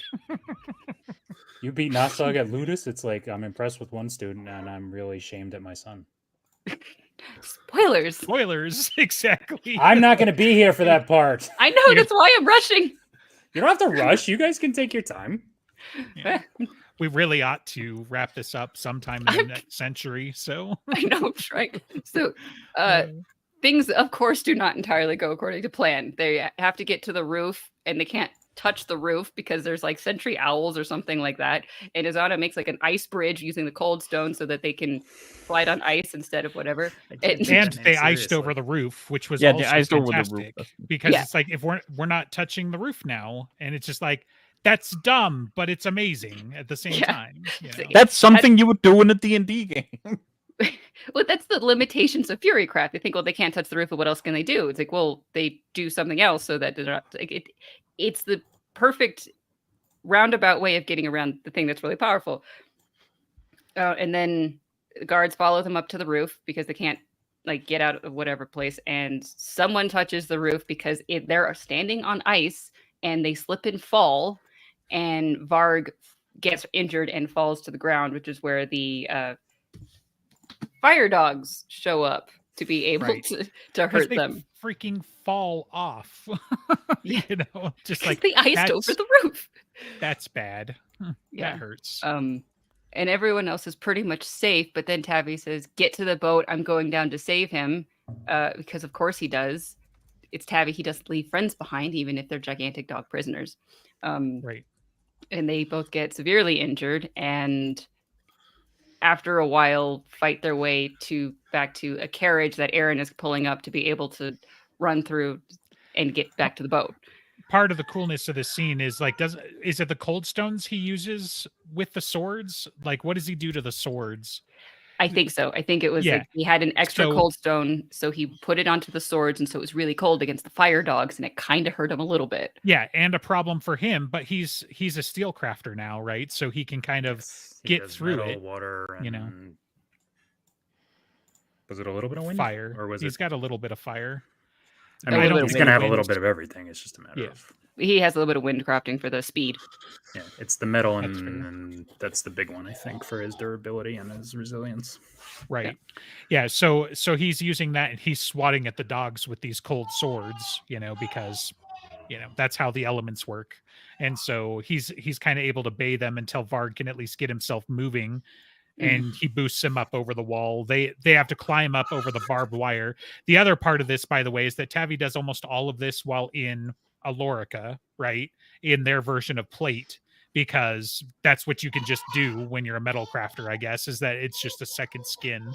So he's like, you get these moments like when he's trying to get over the wall. It's like, oh yeah, I'm carrying like 70 pounds worth of gear, but I can still make it. So yeah, and Aaron's their getaway driver. You know? Yeah, and they get to the boat and they hide, and they want to leave immediately, but they can't because somebody just broke into the most secure prison in Alera Imperia, and somebody's going to get onto a boat, and this is a pirating boat, therefore we're going to start inspecting it. If we leave now, it will be suspicious, so we're going to sit, you know. And if they get inspected and they don't have anything suspicious, that is in itself suspicious. So Deimos let some contraband go. Right. We're getting your background, Marcus. Is not happy. Yeah. Oh. Sorry, I thought it was muted. Yeah, it's all good. Varg is severely injured, but he won't let anyone work on him.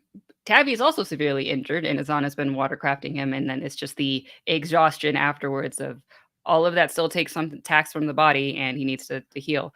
But Varg won't let her even close to him because he's still unconscious, but growling at anyone. And so Tavi needs to do something and make it possible for her to heal him. So he smacks Varg's nose and says, "Be a good dog." Right. I think there was also an ear pulling something about, but just like, yeah, biting the nose and treating him like a bad dog. And then Azana's able to help. And they still have to stay in the water. Like they just, like in the Witchman area, they sink it down into the water. They cover it up when they're being inspected with like a woodcrafting, because the entire ship is its own fury. It is Demos's woodcrafting fury. And that's why you do not attack Demos on his own ship, because the ship will betray you on its own. You know, the Whomping Willow, we turned it into a boat. So Exactly. yeah. Yes. And so eventually Varg can get healed. They get away, and getting down the river was way faster than getting up the river, which required like a tugboat. And now that they have the prisoner, they're trying to head back towards the town where Nasog is building its own navy to try to get back to Cania. And they get attacked because they need horses. And at the other town, I don't remember what its name was, Aaron is trying to use one of his contacts to get them horses because they need it really, really quickly. And that guy is stalling them. And it's from Azana's point of view. And she goes like, "He's hiding something. He's really scared. What's going on here?" This was kind of a fun couple of chapters because you actually get a couple of perspectives. And so, yeah, like I think it starts out with Asana, right? And then you were like, "Oh no, Asana gets captured." And then you see it from like Tavi's perspective. And it's like, "Oh my God, we've got to go save Asana," and it's fun because like also the lights go out, right? And so they don't know who's where and what's going on. And, then it's like Katai is the one laughing with the dynamite and you're like, "What's going on?" So. Yeah. And Aaron is severely injured, but the end result of this is the contact that Aaron had is killed, and Frigiar Navarus was there. That's what he was afraid of. And so he's being pressured by Crazy Pants Navarus to betray Tavi, and they manage to survive the Leviathans because bad guys do that. So Araris and Azana captured. Aaron again, though, at great personal cost, right? So basically, everyone dies on the boat except for Navarus. They came to which one there was like a couple of the others, yeah, because like the archer makes it and somebody else. Because I think the archer, like that, doesn't the archer like shoot at Araris and then he's like, "I recognize these feathers," and it's just like somebody, yeah, there's a comment like that at some point during the book. If it's not here, it was somewhere else, but it was like, "Wait a minute, I know this fletching." When they run to the boat originally, and then later when that's what it was. Okay, when she shoots from the boat at them, like they're still chasing us, right? Yeah, and it was like that moment when shooting from a boat to another boat with like the distance, the fact that they're on moving water, the fact that it got so close to hitting somebody. That person is insanely capable with a bow. Right. Just to drive home how scary they are, but almost as good as Bernard. Yeah, Navarus and one of the other two people, but someone had crushed Aaron's throat, so he was about to die of a crushed windpipe. And Izana, the watercrafter, was captured and prisoner, and so she's not available to help him. And Varg sees him, and so like he like stabs him with the pen or like one of his claws, and he sticks a quill into the throat so that he can start breathing. It says if that thing moves, he dies. It's a little on the nose with the trope of being a pen like it's a pen in real life, so it's a quill in it still works. It's still hollow, so he's still able to breathe. Sure, I don't disagree with that. It was just a little on the nose. Right. Yeah. Well, and it's also interesting that it's like, hey, guess what? The Kanim have like traditional medical knowledge because they don't have fury crafting, because they couldn't just go beep boop. That would have sucked if I wasn't here, and just fix somebody, so the Kanim actually have to, do first aid. Andreas, have you read book 5 yet, or are you just on pace? I am this far into book 5. Okay, so maybe you probably got to the point where there's a water crafting. No, I don't think so. Never mind. Then I won't they have just had a meeting with Gaius, the respective groups. Oh, never mind then. Yeah. Yeah. So There's a lot of great Kanim lore developed this book. One of the reasons, just came that segment. They just came through the storm, and it's like a completely silent water, and they agreed to land at another Kanim port than the one they were gonna, because they have to. All right, you're pretty close to the moment he's talking about then, but right.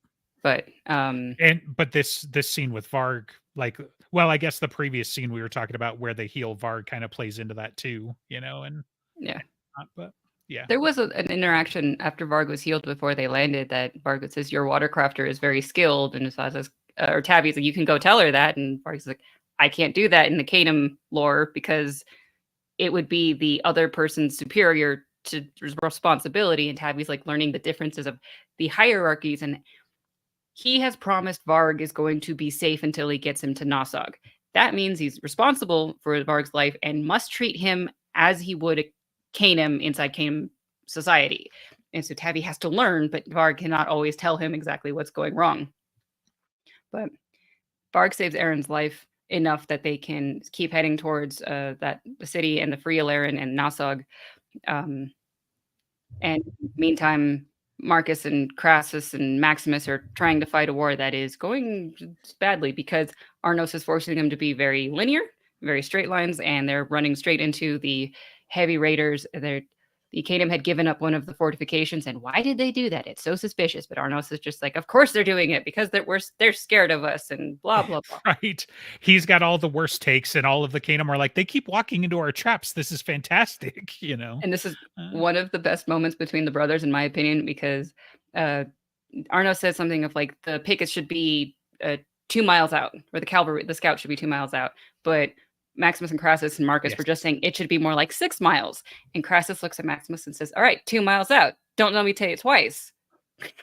And it's a code for them doing it like 4 miles out or something like that. Yeah, exactly. So we compromised and did whatever the fuck we wanted. Because, but according to paper, Crassus said exactly the right thing. And it's just accidentally we went a little bit too far. And every time that they have to do a meeting or something, Crassus will argue against the best course of action, knowing that Arnos is going to immediately counter him just because, reflexively. And so he's trying to manipulate him into doing the thing that will save somewhat amount of lives, because Crassus knows how high lords and politics work. Right. And that was also a great reveal, is that, Crassus is purposefully giving bad calls so that Arnos would counter him with a better call. And it's just like, oh, darn, you got me. You're so clever, Arnos. It's a good thing you're here to save us. And it's just like, you're getting played, and it's working out for us, kind of, because we're still getting our asses kicked because you won't actually listen, Yeah. And so there's going to be a big bad battle, and it's going to be a really bad one. And they know it's going to be within the next day or so. Maybe not at night, but maybe in the morning. But they know that they're outnumbered. They know that the Kanim are out there if they're not in the place where they expect him to be, and they've taken so many losses. And Tavi arrives to talk to Nosog, and there's several things that happen really close in time. He realizes that they're not going to give up, even though he wants them to. The Free Alerans aren't going to give up. Varg is staying quiet at the moment. He has to fight his way to Nosog because he has to show down with showing that he's worthy of respect enough to get close to Nosog. And if he couldn't do that, then he wasn't worth the opportunity to speak to Nosog. Everything's a struggle, purposefully. And they see the ritualists draining the bodies of the dead, and most of them are dead Alerans. And they were ones that were tortured, raped, and killed by the Senatorial Legion as they were scouring across the Senatorial landscape. Legion, aka bandits hired to, and then it's just various other they were very much mistreated, and that treatment of their own citizens means Nosog doesn't want to work with Alera anymore, because if they give up, is that's how they treat people at their mercy, then it's just about as worth as death. So but Tavi's also infuriated by it. Those are the people that he was wanting to save, because he understands that the realm is made up of these individual people. And he learns that draining the blood from the bodies gives the ritualists the blood that they need for their rituals to do massive spells, and it's going to this is going to be really bad, like it was 2 years ago of the ritualist doing the magic against them. Right. All of that, great. I also like the fact that it turns something that's like alien and gross and just kind of wrong and twisted into justice. That the blood is being taken by the victims of Aleran, cruelty and all of this other stuff, and that it's going to be a way to avenge the dead with their own blood. And so it again kind of feeds into the honor thing, right? It's like the ritualists aren't just like running around in the night like vampires with penknives trying to bleed everybody off and get a little bit of blood. There's not necessarily like a blood tithe that you owe some amount, or it's not oppressive. It's voluntary and retributive, in the sense that it's like, you did these people wrong, their blood cries out for justice, we're going to make that happen, and it's a very interesting twist on what would otherwise be tropes of like necromancy, witchcraft, sorcery, all of those things being like darker magics. This is a darker magic, but it's all either voluntary or retribution, justice. Yeah. Like, so yeah, in this moment, Nosog and Tavi are about to come to blows, and Varg hits Nosog instead, because this is where they need to reestablish and reconfigure the hierarchy, and it's a pretty good fight between what then you learn as father and son. And of course, they are the closest of enemies because they're the closest of friends, and Nosog gains a throne if Varg dies and shit like that. Well, and it's great too, like how Tavi puts it together, because he calls him like Gadara-san and the other one Gadara-sar or whatever, and he's like, wait, hold on, wait, did you just call him sire, as in dad? The one before that Tavi was fighting with called him monkey boy, and he's like, I don't know what this word is, and so Varg had to translate as a cute monkey boy, but then he learned the word boy, and it's like, oh, why are you calling Gadara boy? And then it was right. It also gives meaning to the word Gadara, that this is what a son and a father refer to each other, with a different, like, at the end, but certainly what it between war masters, I'm sure, because But I also like the things Jim were playing with here, with how the Marad are presented as the savage barbarians, but they're not really, and they're actually not that bad. They are individuals and people, and not the and how the what's Varg's race called? Why can't I remember now? The Kanim. How they big wolfmen, scary, bad warrior race, but once you get into the nitty gritty, they are they're honorable. I mean, in many ways, Alerans are worse. They consider slavery absolutely horrendous. Right. And then we see the blood rituals, and then Tavi's really mad, and like you said, like, it's actually like these people were slain by your people, and we're letting them get revenge in a way. We battleshipped all around the point, but it's like the reason why there's a free Aleren Legion is because the Kanim went and freed all of the slaves in their region, and they chose to be an Aleren Legion. They could have gone elsewhere. They were like, we want to. This is the free Aleren nation now. We will stay here and fight. Yeah. If the Alerans didn't practice slavery, like, they literally empowered the Kanim, by having the practice of slavery, and the Kanim freeing it because it's abhorrent to them. And so now the Kanim army is like twice as strong as it could have been, because now they have an actual proper, Aleren-backed legion. They're getting aid and comfort, the people that have grown up around this land. Like, they've got great scouts, they've got resources they wouldn't have had. Just, it goes on and on. It's a terrible move. And like, you always get a little bit of lampooning from Katai, and she mostly focuses it on like Alerans are crazy, but it's like Alerans are also like, they're the scary bad guys to a lot of these other guys. And you even get shades of that. I think it doesn't happen until the next book. Gaius basically gives a speech about a bunch of different things, but like, the Alerans, in a big way, are the big scary force in this area. So it's just an interesting contrast with the terminology that gets. Well, and did we talk about the shackles? That was in this book, right? No, we skipped it. Because that goes directly out of this confrontation. Just followed up. He sees a free. Huh? I didn't spoil you, right, Andreas? No, it's followed up. So it was in this book. So this is something that's pretty. That falls right after he meets the first Alera. He sees why. Oh, he meets Deimos in the first Alera. Is like he's troubled by the existence of the first Alera, and slavery needs to be abolished, and that's what the Dianic League is all about. His mom's on the same side, and then he sees the slave shackles. Katai points out the slave shackles. Look at this. Are you going to just put up with it? Are you going to put up with this? Or are you going to do something about it? So because he understands the Marat, and he wants to keep the loyalty of Katai because he hates slavery. He cuts off the shackles of Deimos' ship, and those were slave shackles. And yet, of course, now we know later on. Now Deimos' fury is his ship, and you harmed his fury.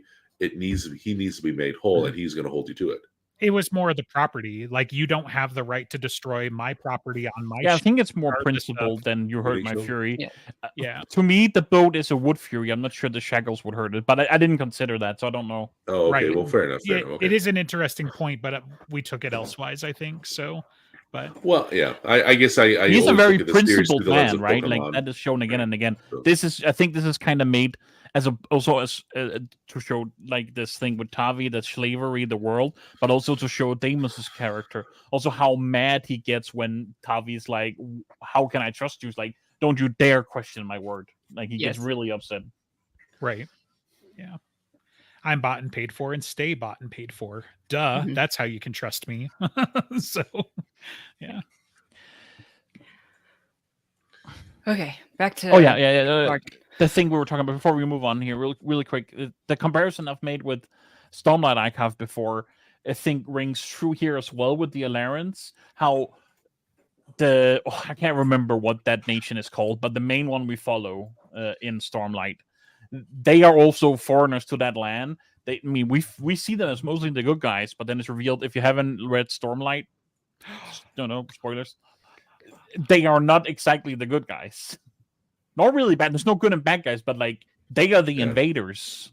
And when we see from these other people's perspective, the Alerans are not as cultured as they tell themselves they are, or as good as they think they are. In the Witcher universe, Nilfgaard has a similar role too, right? Where it's, if there's any bad guys in the Witcher universe, it's the Nilfgaardians, the humans, to the human empire.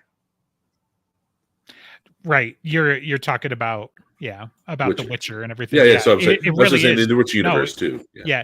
Well, and it's not even the Nilfgaardians, right? It's humans. The world that the Witchers are on was an elf-controlled world, and then until they got there, exactly the same thing. Yeah, you're right. Yeah.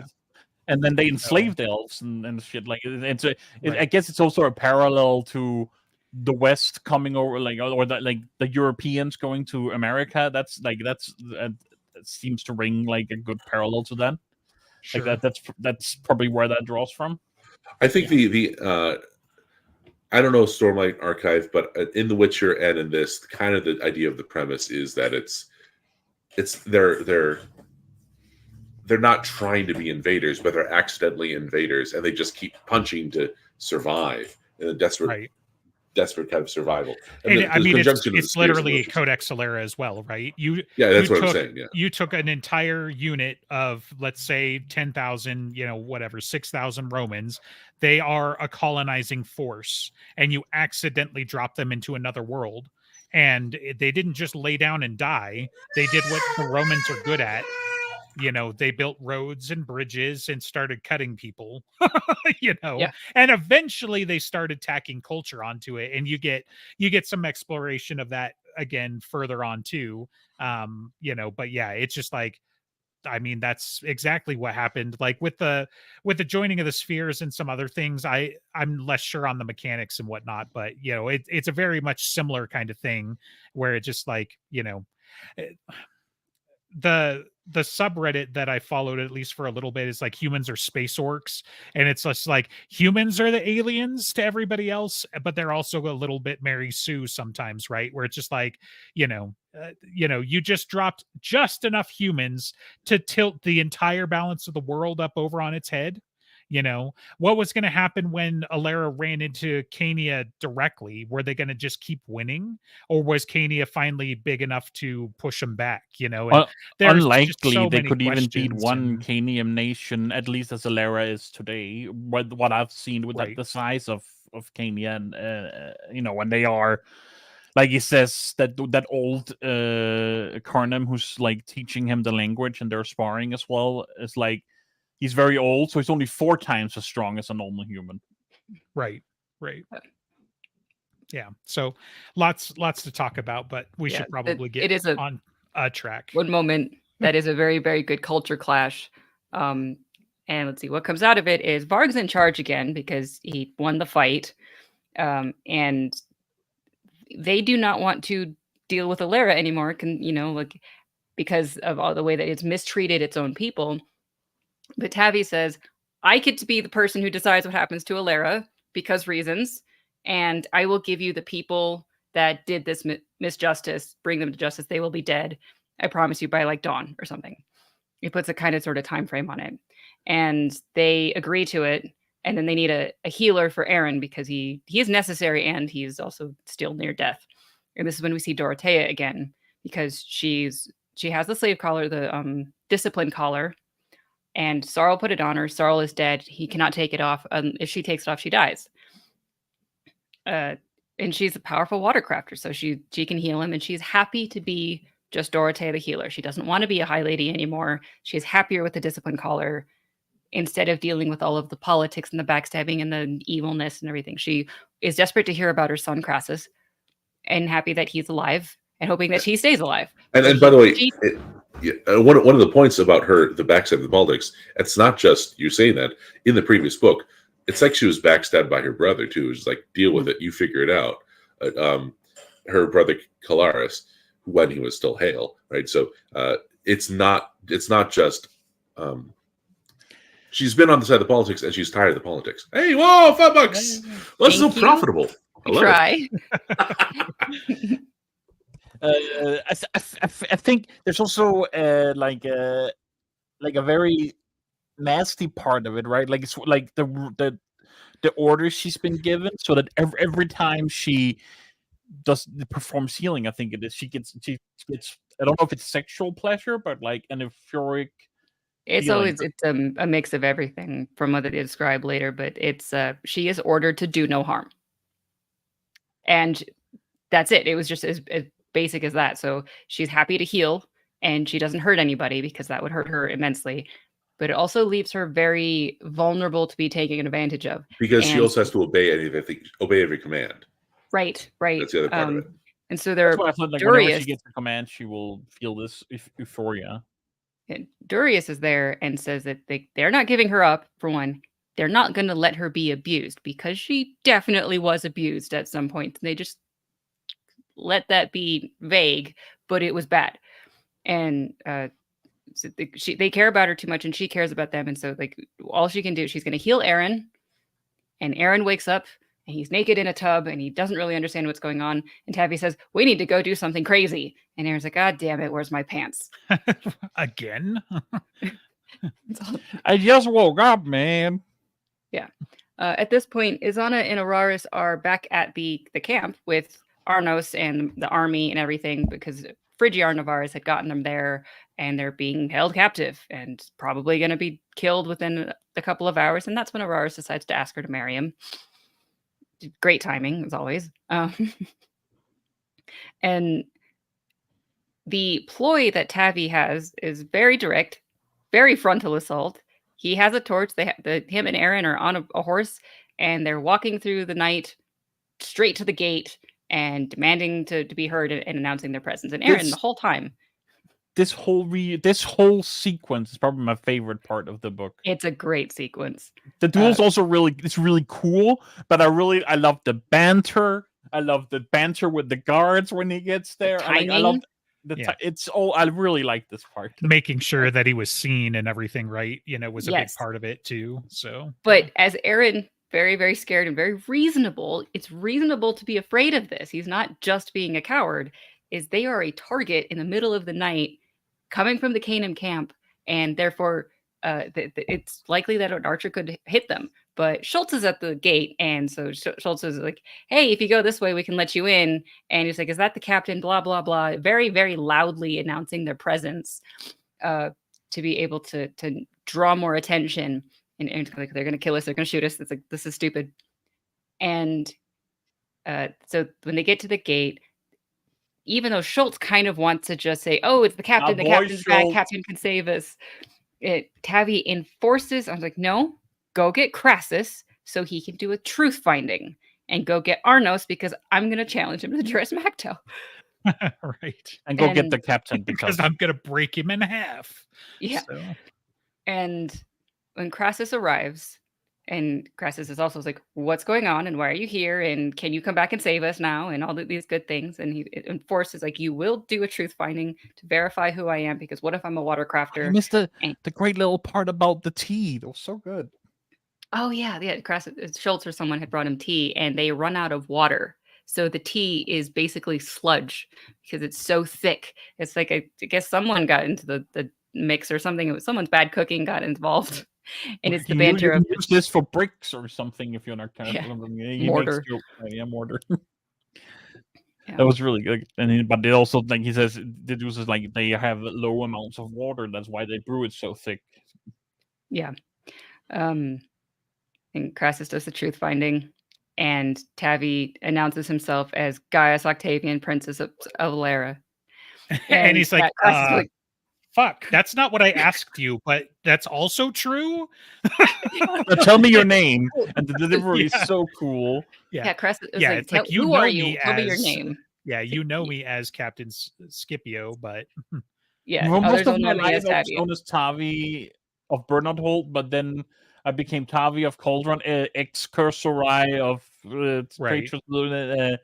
You know me as this, but my true name is Gaius Octavian. Right. Yeah. And he just Prince of Alera, and Crassus like, huh? Like, just thinking about it actually gives me chills now. And he's like kneels. Wait, shit, I didn't mean to do that, but it was reflexive. Know, like. But this is the moment, the timing. I think Arnos is walking up. It's like, this is bullshit, something or other. And the volcano explodes hundreds of miles away. But it is so bright because it's such a huge explosion that it outlines everything in light directly around Tavi. And so it's behind him. He has no idea what's going on. Right. And he's just like, it's great lighting. It's great timing. I'm taking advantage of this. Right. And cool guys don't look at explosions. So, like. Exactly. And Arnos is there, and he's just like, I challenge you to the Juris Macto for crimes against Alera and being a fuckwad. Right. Being a general doo-doo head. Yeah.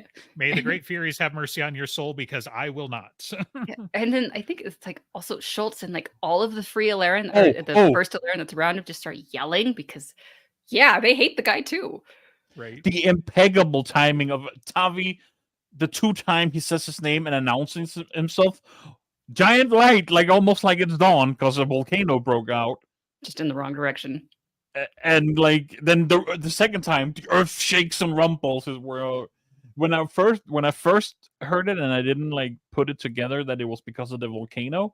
I was just like, it's invoking his name like waking great furies to him or something. Like, what's going on here? Yeah, it is a culmination of so many climaxes right then of like, he's announcing his name, he's saving the army, he's going to help with the Varg and the Kanim and the volcano all at once. It's just like, it is dizzyingly built. But so they have to do a challenge. Arnos cannot back down from it without basically saying that he's wrong. And if he admits his wrongdoing, he gets put on trial for treason and crimes against humanity and shit like that. So they set like a time for like 2 hours from then of there's going to be a duel and everyone's freaking out. And so Aaron went with Kitai to go find Izana and Avaris that was held in a tent by Phrygiar Navaris for Arnos and saves them. There's some banter between Navaris being a batshit crazy person and Izana. and then they learn that Tavi is challenging Arnos to Juris Macto. It's like, you idiot! You can't do this! Because he gets to pick his second, right? Which is, of course, going to be Navarus, which is what Araris has been afraid of the entire fucking time, is that somehow Tavi's going to get maneuvered into having to duel Navarus, and Araris doesn't think he could take her, and has proven as much. He basically lost once already, know?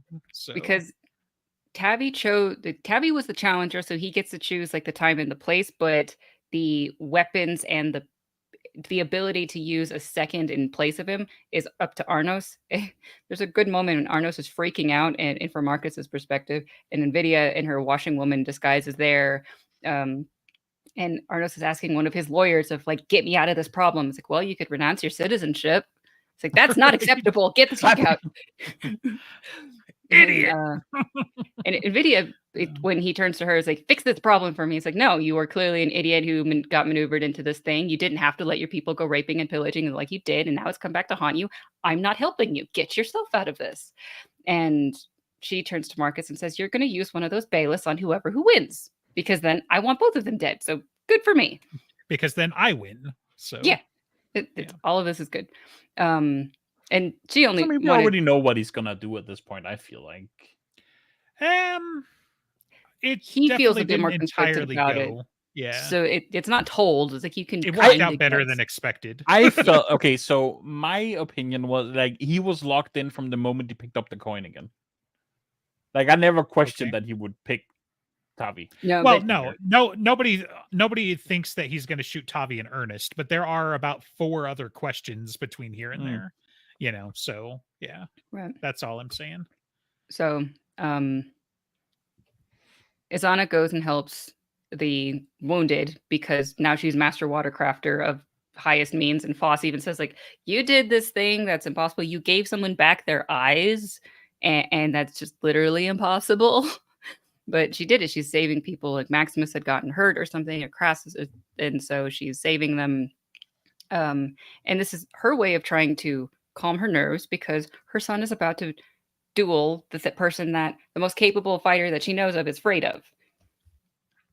Actually, I think very few watercrafters would have been able to save Max or heal him so much that he's not horribly scarred. Yeah. But he was severely burnt, right? Like severely. Yeah. Yeah. It was bad. And because she is of her caliber, she was able to save him and put him back to normal pretty quickly. Nice. And she was able to do it so fast. Foss was commenting on it of that. Boop. Yeah. She kind of like, woo, very good. There's the duel. It starts like on like the rooftops or of the one of the walls or something. And Araris is like, stay focused, do this thing. Don't take any of the openings that she gives you because it'll be a trap. And Frigier is just a little bit crazy. Look for the moment. Nellis, and Nellis, right. I think, was the person who was like, I have to inspect your swords and say that, okay, there's no poison on them. And then you do these fights. And are you willing to give up anything? Nope. Okay. And Frigier is definitely the better fighter. Like, absolutely, no questions asked, the better fighter. Tavi is kind of better than we know. He's smart and he's good, but he's like the amount of hardened he's been with fighting with no fury crafting, then getting fury crafting. Like, he's very, very, very capable too. He can hold his own against one of the best, even if he can't beat her in a normal, regular way. And him using his internal fury crafting to do the step out, flip, fly thing was really cool. Mm-hmm. Right. I've never done this. We'll see. Right. Yeah. It's either going to work or I'm dead. So. And I liked her solution too, since she seems to be pretty much only metal crafter, where she's like, he's over there.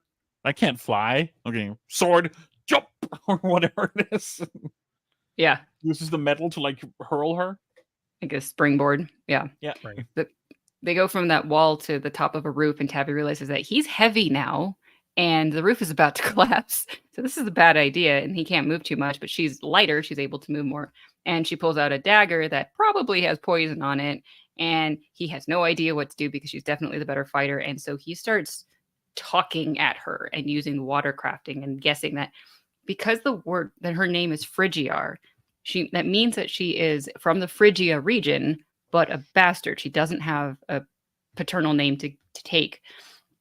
just like how Maximus is Antilar, he's from the Antilus region and technically a bastard, even though everyone knows who his father is, it's not going to be recognized legally. And conveniently, Tavi was also an orphan most of his life. He was Tavi of Calderon, you know. Yeah. Yeah. So he knows. It's like this pain of not having that parent and wanting someone's approval. And she had gotten such notoriety of all of the duels. And she says he says to her, it's like, you're not going to get his love by killing people. You're just not going to. And she goes even more batshit crazy. And that makes her break and make mistakes. And she lunges at him. And his metal crafting is like, he knows when she's going to move before she does it. And she's not hiding it as much because now she's distracted by her emotions. And so he's able to like stab her straight through the heart and kill her. And then everyone erupts because it's yay, he won, the good guy won. And he is smart enough to realize, Arnos is running away and we still need his dead body. And he signals to Katai to go find them. And the Marat go through the crowd, but it's a huge crowd and they can't really get him. And when they do line up with him, Arnos has the washing woman that everyone just thinks is Marcus's girlfriend, and he's holding her to him and it's like, you get me out of this and something or other, and the bolt goes straight through her and into Arnos. Just because it's important, like we get the scene where Marcus is setting up the sniper shot and he takes 2 jars of something and mixes them and then gets ready to shoot. And then not we get just the entire 1 poison, duel. we go 2 poison. Really, if it and I was thinking like it's something double triple killer. That he's mixing 2 different ingredients that maybe individually they don't react, but together they're the gnarly poison or something. But no, they were both 2 lethal poisons, and he coats them, and then he shoots right through Arnos to hit Aquitaine in the heart, basically. And so it's like she's dead 3 times. Also, goddamn, she's powerful because of what we're about to talk about. Shit, yeah. And everyone basically thinks like, oh, Marcus, your girlfriend, I'm so sorry. And he's just, nope, no reaction. But in Arnos, my girlfriend, right? You know, unfortunate.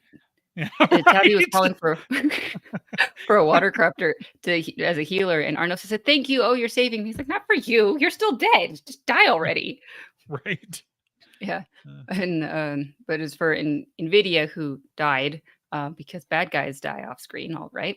And it resolves it enough. They can't do as much more of a showing of Arnos being handed over, but Tavi is able to take his body to Nasog. And I think it's from Marcus's point of view, is he's able to see that there's some form of exchange, and they show the body, and then they trade swords. Tavi gets a gigantic like cavalry saber or something or other that Nasog uses and gives his Gladius over to Nasog and there's like something really important happened, and now Alera and the Kanim that they are not fighting anymore. They are at peace, and everyone's like, "What do you mean we're at peace with the giant monsters?" Yeah, they're my prisoners. Yeah. So when Gaius arrives a day or 2 later, perfectly healthy and flying and things, and he basically walks into a meeting, and Aaron is scribbling something about legalese and says, "What the fuck did you do with everything? This was not what I told you to do." Like what EG said, task failed successfully because the legions are alive, the war is ended, Arnos is dead and no longer a problem. Yeah, I just did it all the ways you didn't want me to do it, though. He's more like what he's really mad about is that he announced himself, and also that he feels he can't protect him. Right? He fears because he's already lost his son. This is his grandson. He looks just like his son, and Gaius is very pragmatic, but he cares about Tavi. But there's also a huge amount of complication because of the way that he did things, that the word's going to get out and he's going to be arrested and probably tried and hanged, and he's just barely announced himself. And Tavi's like, hold on, I've done my homework. And he breaks out like stacks of papers and be like, sign this, read this, sign this, send this, and I'm going out to sea. And it's like, excuse me? See, Aaron had done his homework and looked up the legalese, and Aaron had written everything around. But Tavi, it's like there's some form of way of doing this, and so there was some like as princeps of the region, I'm retroactively pardoning myself for having escaped from jail. And then I have done this thing and sentenced someone to death. And then, like, how about we have all of the free Alerans? They get to be Aleran civilians, I guess. The citizens is too complicated of a word, but they pardon themselves by doing some amount of service. And, oh, I'm the thing that did something wrong. I'm going to do that service too. And I'm going to get the Kanim back to Cania and away from Alera. And isn't this such a great idea? And Gaius is like, fuck you, you still piss me off. Yeah. Listen here, you little shit. That's a great idea, but he signs the papers for 2 years. And he signs some copies, and he takes the papers and the copies, and Tavi's like, well, I won that exchange, I think, sort of. But Gaius leaves like, yeah. There is a moment of like talking about Izana, and Gaius is just like, I don't like her. And Tavi says, if you want to have a problem with my mother, we're going to have big problems. And they just like, okay, not having that fight right now. Okay. Look, man, I'm real tired from blowing up a super volcano, so I'm just gonna take this and go sleep. So. Tavi calls him grandfather, and they both just like, that felt weird. I don't like. You're right. And pretty good ending for it though. Like all things considered, but yeah, Tavi's got big problems, but the got through some really big explosions through there. Right. And Marcus goes to check on to make sure she's really dead, because we almost missed that. And she's gone. Under the guise of like, oh, she was my girlfriend, I want to make sure she's properly buried, and cut her head off and shit. And she's not there. She might come back. Oh shit! I waited too long. Like this is exactly the thing I was worried about. Yeah. And then I think this he goes it's something like, well, I guess I'm dead when I'm dead. I'm gonna go sleep now. Like I'm just gonna go like hit the hay. I'm just a soldier. I don't give a shit anymore. She can kill me in my sleep. I just need to sleep. He is dead. He's dead tired, and it's time to go to sleep. So, yeah. So, speaking of loose ends to wrap up, did everybody notice that I wore the perfect shirt for today? Marvin the Martian, because there was an earth-shattering kaboom. And he wears the Legion hat and stuff. I saw it in my closet because I don't exactly have Legionnaire and Codex Alera shirts, and I just started laughing, and I'm like, yep, that's what I'm wearing today. So as long as it makes you laugh. Yeah. Well, yes. The Patreon link to Discord is I have to do those manually. I will, as soon as I get the notification, I will send over the link so you can join our Discord. You join our Discord by being a Patreon and paying at least $2 a month, and then we get to send memes at each other. Gift wars, semi. Yeah, that's probably today's theme for some reason. So and we didn't even really get to argue about it. We didn't have time. Like, come on, man. This was the most emotional book to me. It was great. It was great. It was a really good book. I just felt I just liked the older one a little bit more. The growth and the reveal of the fury crafting in the end. The difference of the like cursors is such a constant tension. It's a banger all the way through. This one had somewhat of a slog and then a great climax, and so it's just different feels. Kind of the slog though was necessary for the climax. The subplot with it's like, I mean, if the first one just throwing elbows through the jungle instead of being carried, the reveal would be like, yeah, we knew this was coming. And it's like, it's coming. But just like, as far as badass lines go, 3 actually is really up there for some reason. Cause it's like out of context, you're just like, okay, whatever. But it's like, when he's monologuing and gloating, and I can't believe I've been all over this fucking mountain for 3 days for just the 2 of you. 3 actually. And it's just like, and then everything exploded, is such a great moment, but it's just that if I measure it by how hard it was to put down, I flew through Cursor. Sure. Like it was really hard to put down. Captain was also very good, but it was easier to put down. Like, but that might be the thing. I think part of it is there's more tension, so it's more Moorish. I gotta know right now. And the subplot with Amara and Bernard and the First Lord, until the end, which is good, is like you say, a slog. So that maybe also like, I don't really want to put it up because I'm at this chapter now. Yeah. All right. So we're being tested. If I remember right, and I was told correctly in public school, an officer has it going sideways than if it was going down frontally, right? I mean, I thought it was just the presence of the mohawk, like whatever the technical term is. So we're talking Roman Legion, or what you like? Well, right. That's a good point. Yeah, I might be mixing up different things, but that's the only answer I've got. But I'll throw it out there. Oh, I mean, you are right. There are. Ha! There you go. I like this. I didn't realize that you were right. Yeah, we should do more trivia episodes, apparently. Yeah, let's do this. Ooh, I'll practice. Yeah. Ooh, 55 this stream.